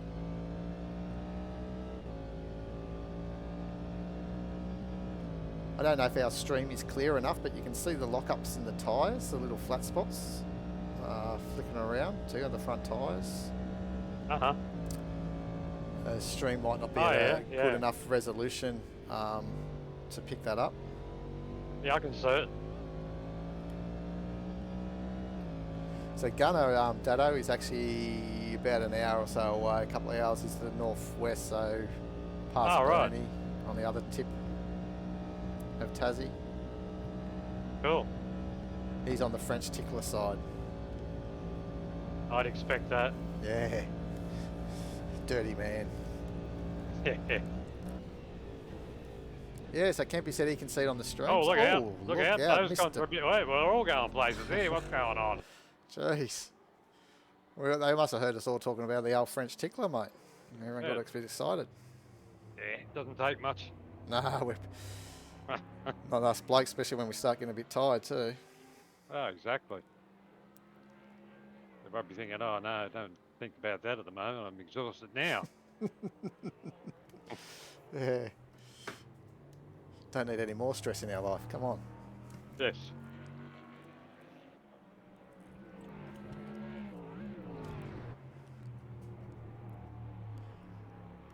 I don't remember Bo pitting, but he obviously would have had to by now. Yeah, he did. Yeah, he came in.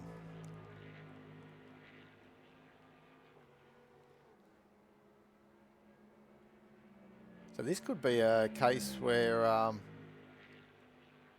Longy just... Oh, actually, we'll probably find Glutard coming in the pits in the next 3 laps. He'll be aiming for 2 to 3 more laps, I'd say.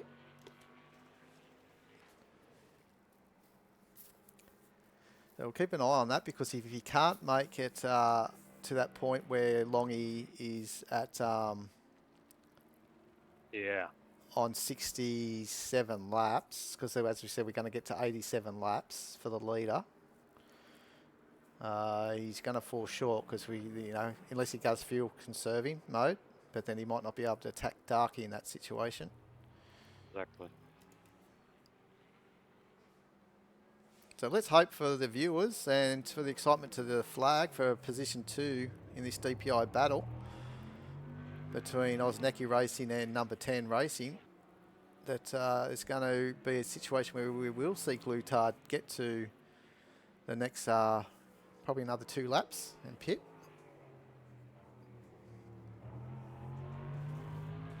Well, just excuse me for 1 sec. I'll have a bathroom break, mate. And I'll be All back. right. Well, we'll keep it on here, because this is what we want to see when Glutard pits. So enjoy that. I will.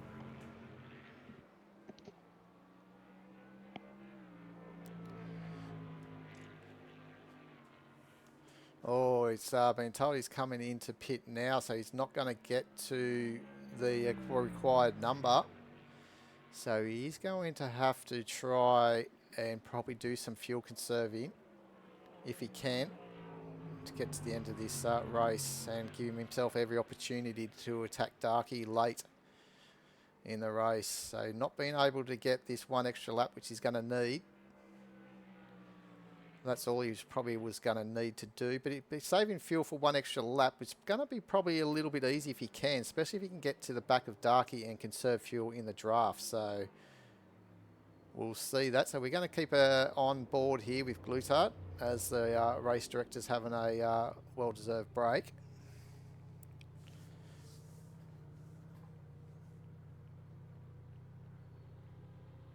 So there's a possibility, though, when you think about it, of course he's out of cycle and they're a lap down on Longy anyway. Longy's now gone over to lap 67. So if he was definitely on lap 68, we'd know that he'd be right, but he's going to be there for a little while. But then Longy's got to stop for his pit stop as well, which is only going to be splash and dash. So, look, my bet is as good as yours, I'd say, Dopamine. If your teammate, if Glutard can actually get to the end here, it's obviously something they're going to have to wait and see. 20 laps is what he's going to get out of that fuel tank. So yeah, let's hope that he can get there to the end. Maybe a bit of lift and coast as he's getting these tyres up to pressure. Don't go pushing too hard on this out lap. He's going to try. That's a good spirit. That's what we want to see. Been a tremendous drive. Except for that little hiccup with the back marker.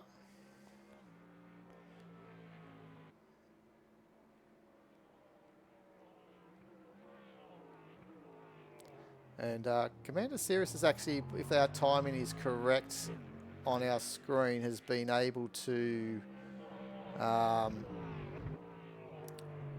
close that gap a little bit because he was over a minute behind and he's now about 50 seconds behind or so. Okay. So we're just saying Glutard, we think he might finish on Vapors at the end of the race. We know Night Pegasus will because he's just pitted now. So Night Pegasus will be right to get to the end. But Glutard could be where he might need to do a little bit of lift and coast. Or if he gets behind Darky with that draft.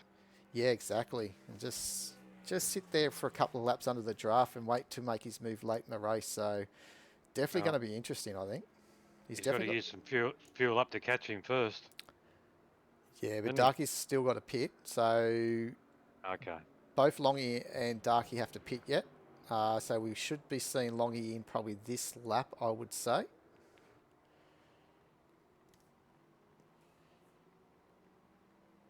Never trust an AI though, Tim. That's all I can say.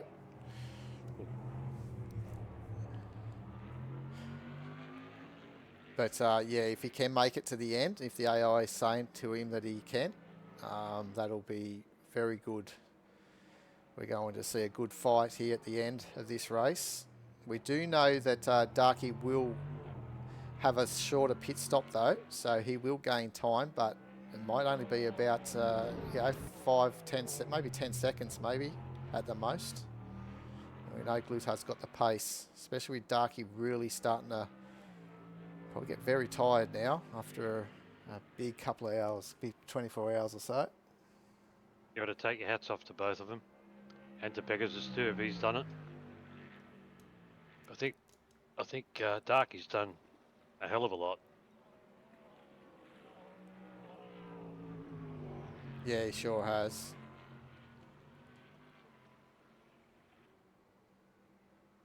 Yeah, again, so I'm going off the fuel numbers that I was getting. I was getting 20 laps, so if he's running a little bit of aero, and may only be getting 19 laps, I'm not too sure. But as we said, Tim, his teammate, Dopamine, has mentioned to us that crew chief or the AI that they're running with the game is telling him that he will get to the end. So that's good to hear on that end.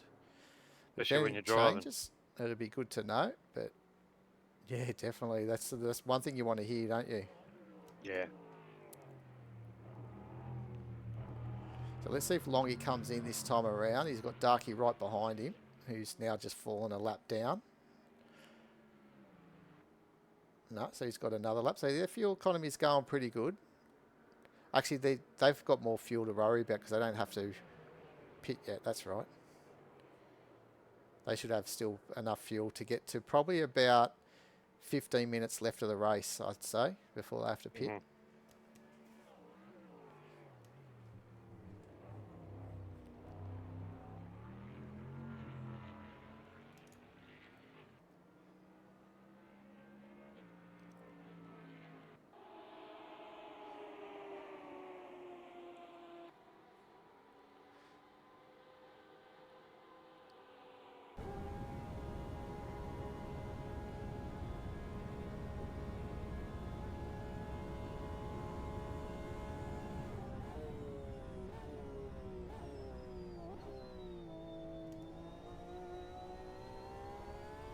So Pegasus didn't do the iRacing 24, so Uh-huh. he must have just been busy with work yesterday. That's why all was going Okay. out. Oh, he's off that special list then? He's off the special list, but Kempy, his teammate, he's on the list because he, he's True, done it, true. and he's still alive. He's still got his eyes open. He's watching the stream, so good commitment there.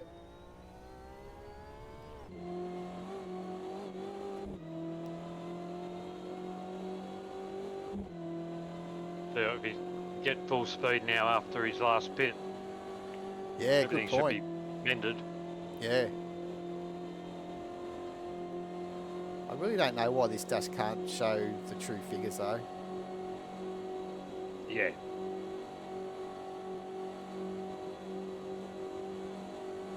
Because that'll solve most of their problems with as far as having to have a dash up because like a HUD, because you'll know what gear they're in, tyre temps, Exactly. fuel, all that stuff.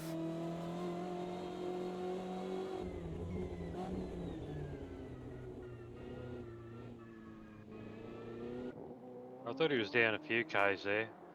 Should be getting 296 out of it. He's getting Depends. about 292 or 3. Yeah, you just might not be getting out a good exit out of the bus stop maybe.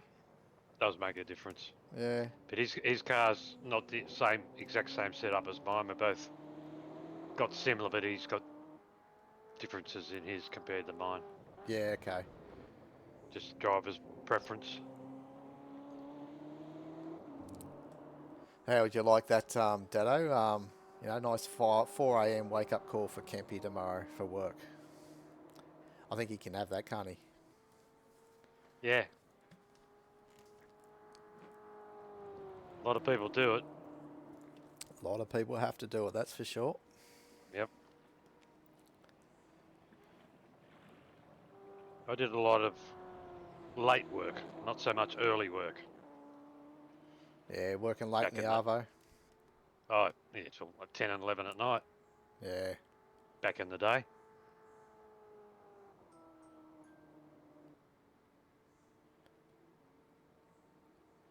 Well, I'm just trying to get a grasp of what's going on here. So, really, Commander Cirrus still holding just under that minute behind Bo. Really needs something to happen to Bo for him to challenge anything. He's safe away from Franco. Yep. In third position. It's a matter of completing what he's got to do now in the last 25 minutes. Yeah, that's exactly right. Bring it home strong. Yep. Trying to stay, either on the same lap as Bo will be a good result as well. And then we've got the DPIs that we've been talking about. So Longy definitely well and truly out in front. Got almost a lap on Darky. Not too far away. Darky's just in front of him still. And the battle is really between Darky and Glutard, which we will see once we'll have a better understanding once Darky has his pit stop. Mm-hmm.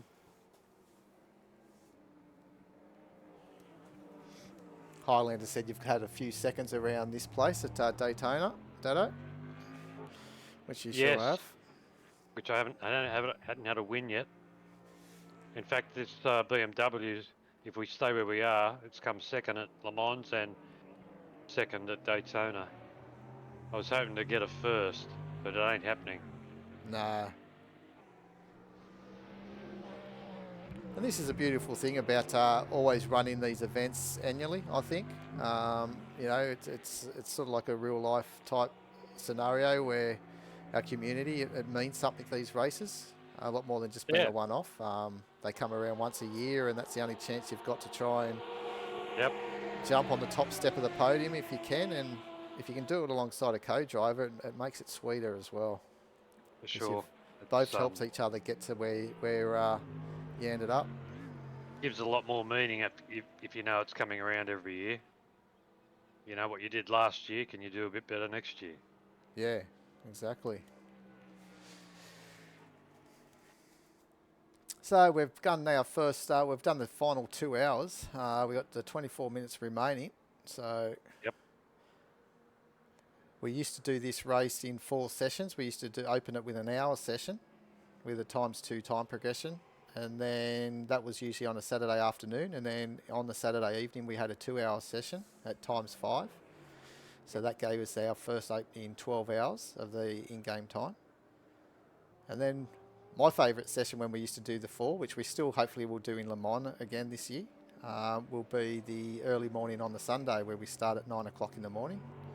Yeah. And do a 2-hour session in the morning at ×5, and then we have our lunch break and get to do the final hour, the ticket to the flag, in the afternoon. Yep. At ×2. So they're always a good event too. Something Terrific. unique. Yep.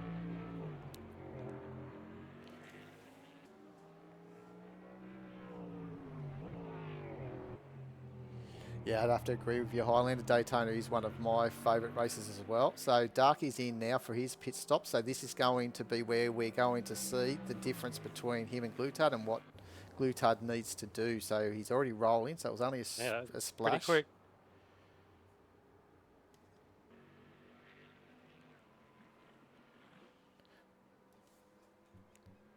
He's still in the pits, the pit lane. Yeah. He's got a bit of time on him. He has, but obviously full speed for Glutard here. He's Exactly. closing that gap. He's out. Yeah, that's reasonable with 22 to go. Can he do it? He's tired. He's hungry. Yeah, But that's he's right. in second. He's in second, but with a 12-second margin. So let's see how we go. So 21 minutes remaining with a 12-second margin for Glutard. So how many laps is that, Woody, roughly? What to catch? Yeah. Well, How many laps is left in 21 minutes? oh, how many laps? We've got 13 laps remaining. So Okay. you've got a second a lap. He's got to gain on him. And Yep, then and give then- it and all then in the pass him. final. Yeah. I like this ending. You don't, but it's good for watching. Look, I just love our community having a good time, but obviously a result is always nice and handy. But look, seeing this battle obviously is giving interest to the race, and hopefully that gives interest for people to join us next year as well. Definitely. Glutard is thirsty, yeah, but also his car, Highlander, it's thirsty on fuel, so he's going to be nearly on vapours at the end. We'll soon see. So let's see if he can manage his fuel consumption on this run to the end. Suppose it better have a look at Highlander's Porsche. They are.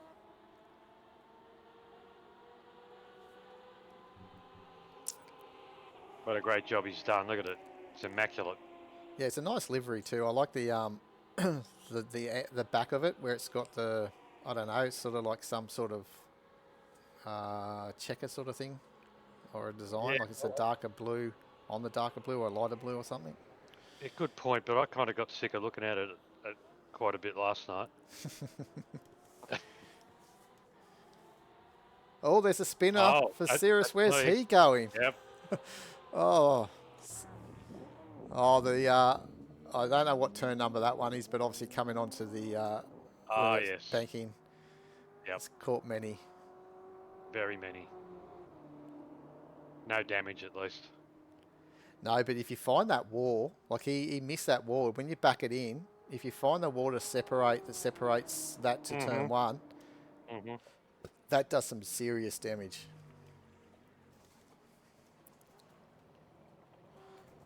Okay, so Glutard's current fuel consumption is 3.6, so that's similar to what I was experiencing. So that should see him get that 20 laps that we were talking about from when he pitted a number of laps ago. So it's still going to be close.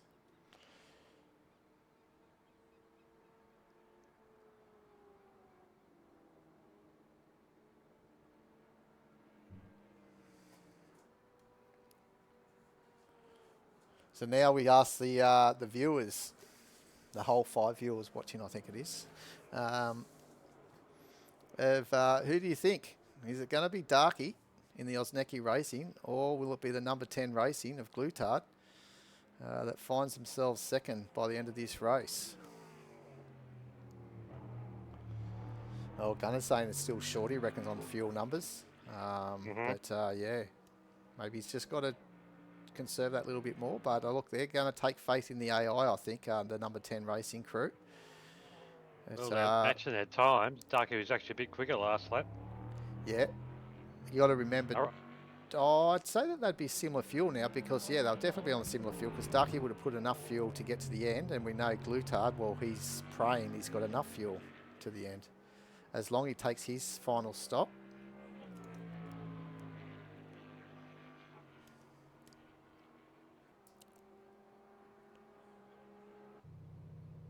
Yeah, exactly, from the comments there. Catching is one thing, passing is another, and Darky can be one hard customer to pass, that's for sure. But there are questions about how Darky's health is at the moment. He was very, very tired. But here comes Darky to get back on the same lap as Longy. So he's going to just have his car in front of Longy for a little while on the same lap. Almost a lap down. So Darky will be happy about that, having Longy just behind him.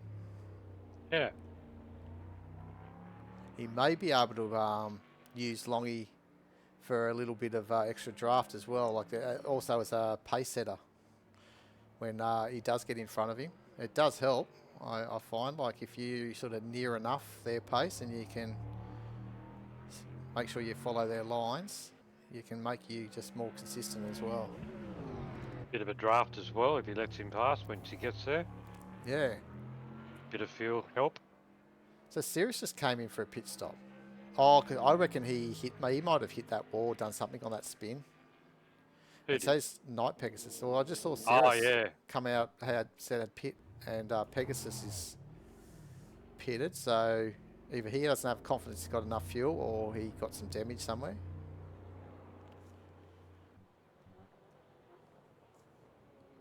Well, this is going to be a good little battle between Night Pegasus and Franco for outright sixth position. Yeah, well, where are they sitting? Well, Franco's 27 increasing, so with 16 minutes to go, it's going to be touch and go if the DPI can actually catch the GTE in that time.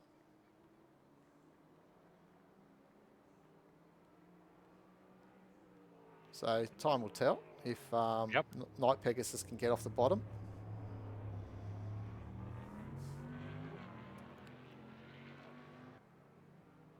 Darky doesn't want to get held up here by Pegasus if he can. This is costly. Oh, there we go. You let him go. Yeah, nice move, Pegasus.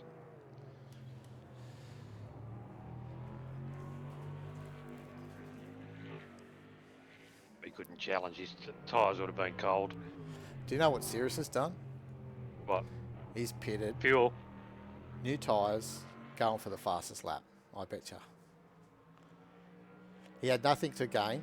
He's always going to come finish second.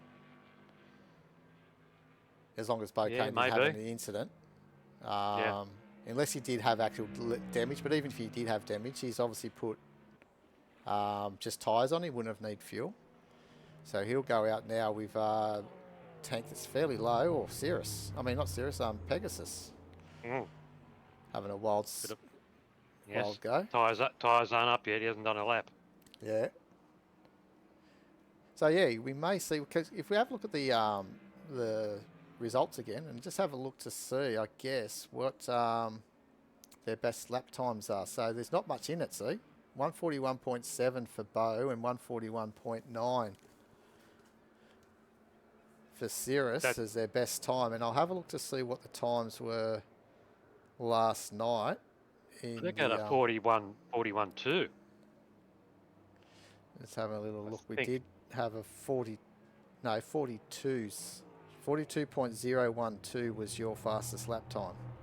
Yeah, pathetic. So they've gone faster. So yeah, so this will be going for the fastest lap of the race. So let's keep an eye later on Cirrus's best lap time. We'll bring that board up before the end of the race. Or we'll see it at the end of the race anyway. But back to the action here with Glutard. 15 seconds to Darky.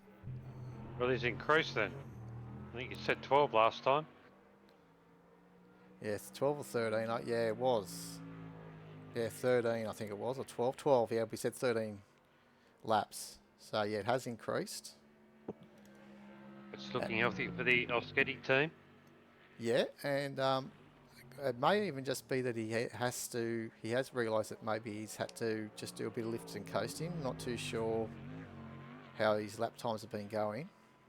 See, it's a lot slower, 1.1 slower off his best time, and he's 36.3, so I think that he's in fuel conserving mode, to be honest. He's got... Well, Darky's not hanging around. He's under 35.6. That's not bad. So he's got 7 laps, 7 or 8, yeah, 7 laps, I mean. Basically, to see if he can catch Darky. Can't see it.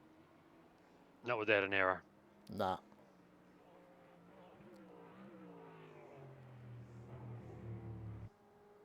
But you can't take away his drive. That's been a good comeback. He's given it.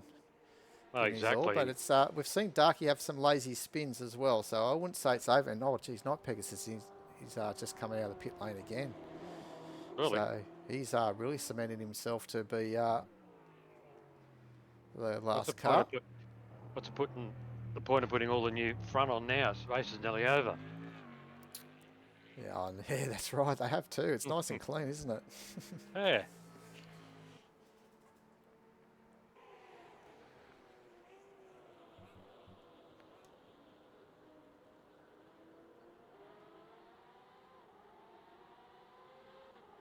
Yeah, so talk is that, Glutard is definitely struggling to get to the end. He's only just going to make it with that sort of pace, so we will probably start seeing that margin increasing, as long as Darky doesn't make a mistake. And Bouquet know that he's got a nice, clear run. He's actually a lap in front of Cirrus, by the look of that. Yep, Cirrus is just coming through the Western Horseshoe. Right.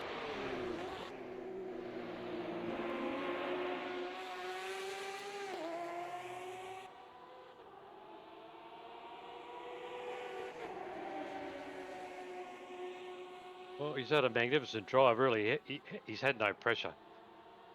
All he's had to do is just drive consistently, and he's done it.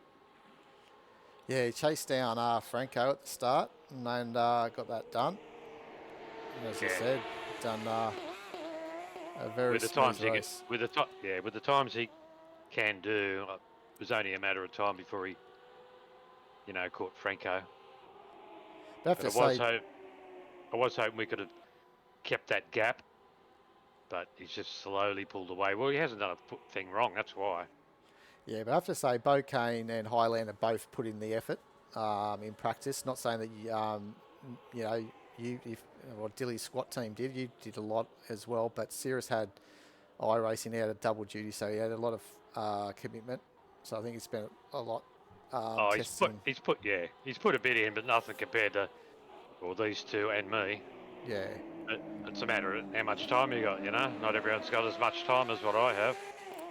Well, that's it too, but it does sort of show a lot of the time in the results in these sort of races. You can see the drivers some drivers just have natural talent, don't they? But the old Darky's in the pits. Hang on a minute. So what's happened here?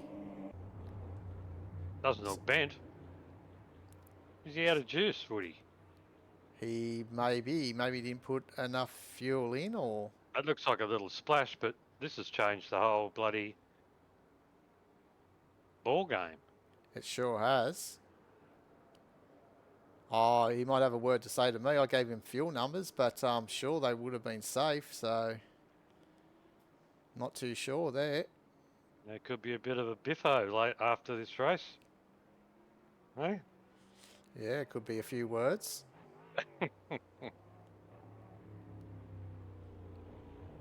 Now, let's just see what Coulthard's doing. So what's the gap difference now? It must be... Well, it's 18. It's in favour of Glutard. Yeah, so it's just virtually switched around. And Darky was only doing a second a lap faster, so I can't see him making that gap up on Glutard.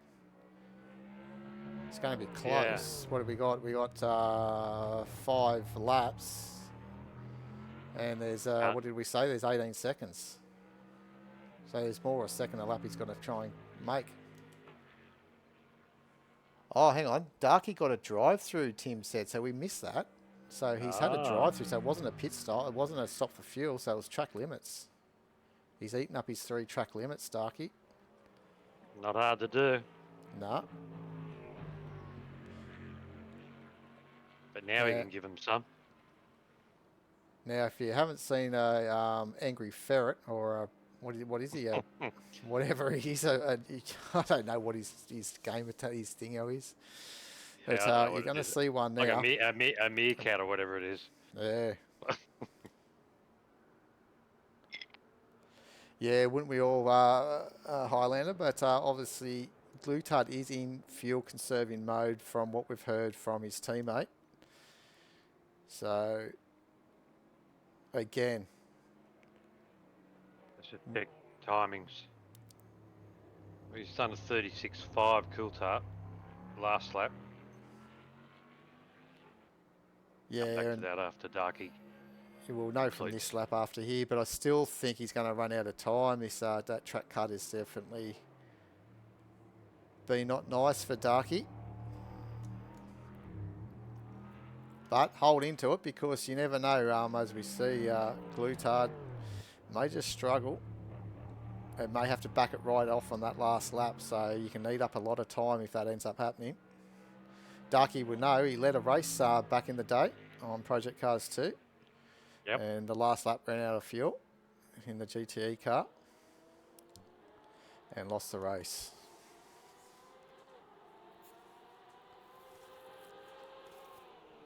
Thought I saw Bo waving to the crowd. It's a bit early, isn't it, mate?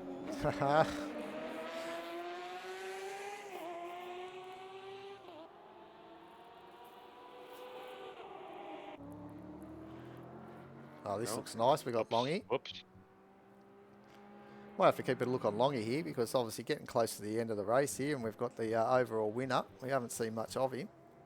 True. And see him going pretty good there. Oh, just getting a little bit ragged on the curbing on the outside. Yep. He got me a couple of times too.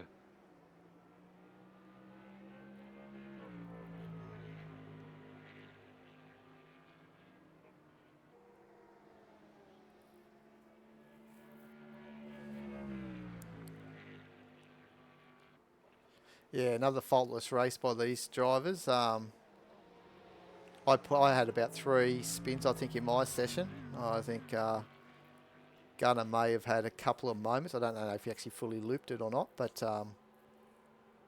we haven't seen Longy make a massive mistake anywhere. So, yeah, the results are really showing here. And they're a lap in front of Glutard. And here's the 2 class leaders. Another great shot. Would have been just over the start-finish line too. So yeah, I'm sure true. the photographers would have loved that moment. Oh, how wide do you want to A bit go? wide. Woo! That's as wide as you can go. Yeah, pretty much. Oh, actually, I was wider than that.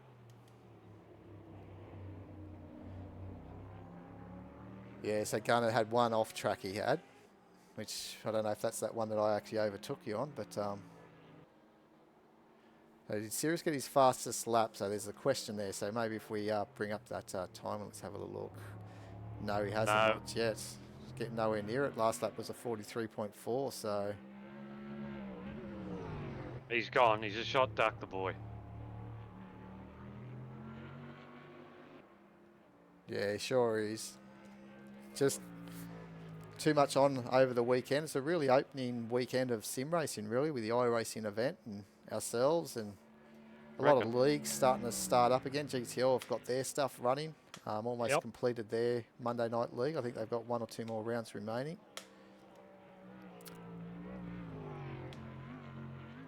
And they've actually got a really good endurance series happening throughout the year. We've got a team entered, following the WEC series. So I think we've got Longy and Bo Kane. And what game's that? This game, AMS2. Oh, right. Yeah, so it's going to be run during their off between series type thing. So they've got their first opening round. Let me, while you're watching this, keep the people entertained. I'll have a quick look, unless someone in the chat knows already when the endurance race for GTL starts. Oh, yes, Endurance I did read Cup. something about that. Yeah. That's pretty chockers, that thing. Yeah, they're all filled up. They've got going to have 2 cars, like you're going to have your team drivers on there. But they're both driving at the same time, in the same car, and both score points. So we've got 12 hours of Sebring on the 10th of February. So that's a 2-hour, 24-minute race, day-night. So I guess that's going to be 2 hours 24 to get 12 hours. It's going to be like what we're doing times 5, time compression. Exactly. Yep. Then they have the 6 hours of Spa at on the 7th of April. And all the cars are just the LMDH cars, I think they are. All the brand new cars, the Alpine, BMW, Cadillac, Lamborghini, and the Porsche. Then they're going to do the 24 hours of Le Mans, which will be awesome, 9th of June. Mosport Grand Prix, which is a 2-hour race. 6 hours of Sao Paulo, which is obviously at Brazil, at the Interlagos, 2 hours. And Petit Le Mans, so 2 hours 24, so at the end of the year, 1st of December.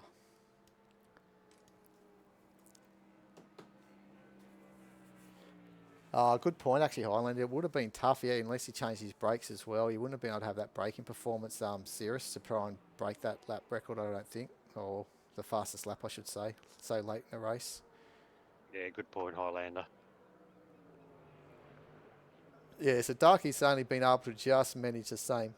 Oh, hang on. Oh, that could have been a moment. That's my boy. What are you doing? That's his boy, but I tell you what, Glutard was lucky to get out of that. So that's endurance racing. So that was just not much in it. Glutard could have had a spin there trying to avoid Cirrus, and that would have opened it up for Darky, but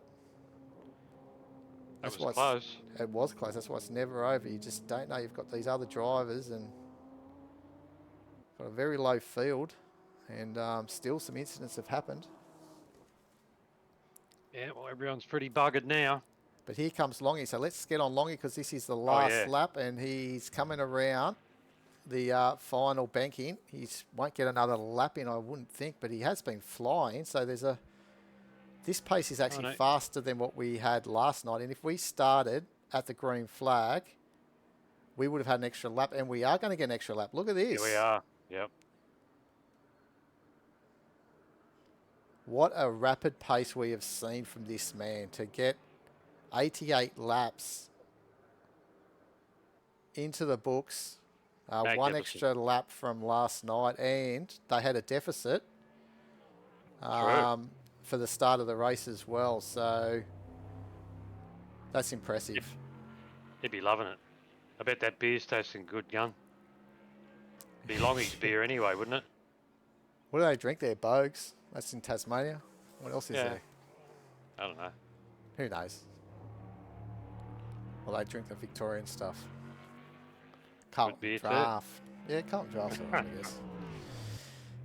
Oh, look at this. Is he going? Oh, surely he's not going for a fast lap here on the last lap. Hardly any brakes left. Let's have a look. Yeah. I didn't see any sector time. I'd say that's probably a silly thing at this point, but he's still pushing. I'm not Longy. Still pushing. Now, this is going to affect Glutard's lap too. So what's happening here as well? I'm looking at the Ah. map there. 2 and 3. Darky's really catching him. Glutard, I think, might be out of fuel. He's slowing. He's gone. He's gone. So that one extra lap that... There goes Darky. Yep. Yes, by 4 seconds it was. That extra lap.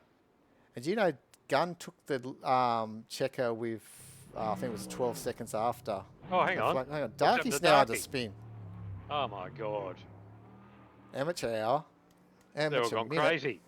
But there's Longy. Longy's taken victory. Let's have a Sorry, look at Longy. Longy quickly. Well done, Longy. And let's have a look to see where Bo Kane is, number 4. He's coming around the back straight, so let's pick up the GTE car. Congratulations to Risk It Motorsport of Highlander and Bo Kane. Well done, boys. Well done, well deserved. Had the pace. Gets in the history books. Yep. As does, let's just have a look. I think Gunner, can you confirm, it's obviously back-to-back, but I don't know if it's actually 3 in a row. Daytonas. I know he won it last year. I'm not 100% sure if he actually won it the previous year when we ran it. It would have been our first year we ran it on AMS2. How unlucky for Glutard. It sure was, but he gave it all. That's Yeah, definitely... I mean, it came down to 4 seconds. If Longy was 4 seconds slower, the race would have ended. Exactly. That's yeah. unbelievable. Well done, Cirrus. Yeah, good job by Cirrus. And Darky's has already come over, I think. Everyone's doing burnouts by the looks of things. It'll be an extra long timer to count down because obviously we're waiting for Glutard, who's out of fuel. So we'll see the full 32 minutes. So He's going to get a push. that's not going to help. He's burying him. Oh, geez, the pretty- TV's gone weird on me. Yeah, we'll go away from that. And we'll keep on the winner here because that's well deserved. Definitely for the number 8 car. Forget my ignorance of the team name. I've got other things going through my brain here, but obviously the Team Carbine Racing. So well done to Gunn and Longy. Yeah, well done, lads. And well done to Ozneki Racing of myself and Dark Racing picking up that second position due to number 10 Racing's Glutard running out of the fuel at the very last lap, which was actually an extra last lap.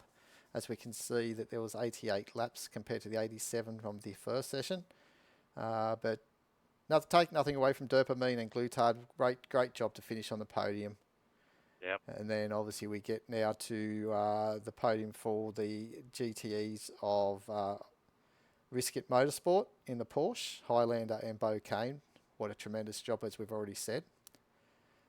And then the commentators both come second. How about that? Dado and Commander Cirrus in the BMW in the Diddley Squat Racing number 29 coming home second. And Octane Online Racing coming home in third position with Captain Parallax and Franco.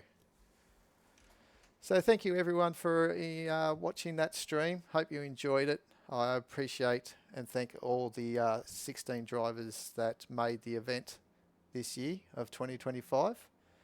And hopefully, I know it's a year away, but hopefully we can try and convince a lot of other people in Australia and New Zealand to get in and join us for an event that I think this. How did you feel this setting, this one that we've changed for the 2 sessions of 2 hours 24? Something that we've never done. Look, I thought it was. Format. I thought it worked fine. It worked fine, and I think you got more chance of filling up the grid with a setup like that than, the 4 sessions. 4 sessions, yeah. I think it opened up strategy as well. Well, we obviously saw that. But when we used to play it before with a 4-session format, we always knew that we had to try and get that ticket into that final hour. Yeah, true. But anyway, we'll love to hear people's feedback. I'll probably ask on if you see on our Discord for those people that were involved what they thought of that format. But other than that, we won't worry about interviews with the drivers. They'll be absolutely knackered. We know they've done well, and we know that Longy will be very happy and probably enjoying a beer with his teammate right now, or giving him a death stare and saying, "Why did you drink all my beer? I want a beer." And yes. Gunner will say, "Well, I'm too drunk. I can't drive, so I can't go That's to the right. bottle shop." So there you go. But thanks again, everyone, and thanks, Dado, for your efforts tonight. It was great to Thanks, have you in Woody. the box. Enjoyed it. Thanks, mate. All right, guys, we will catch Good you later. on the next one, and look forward to having your company. Cheerio. Bye now.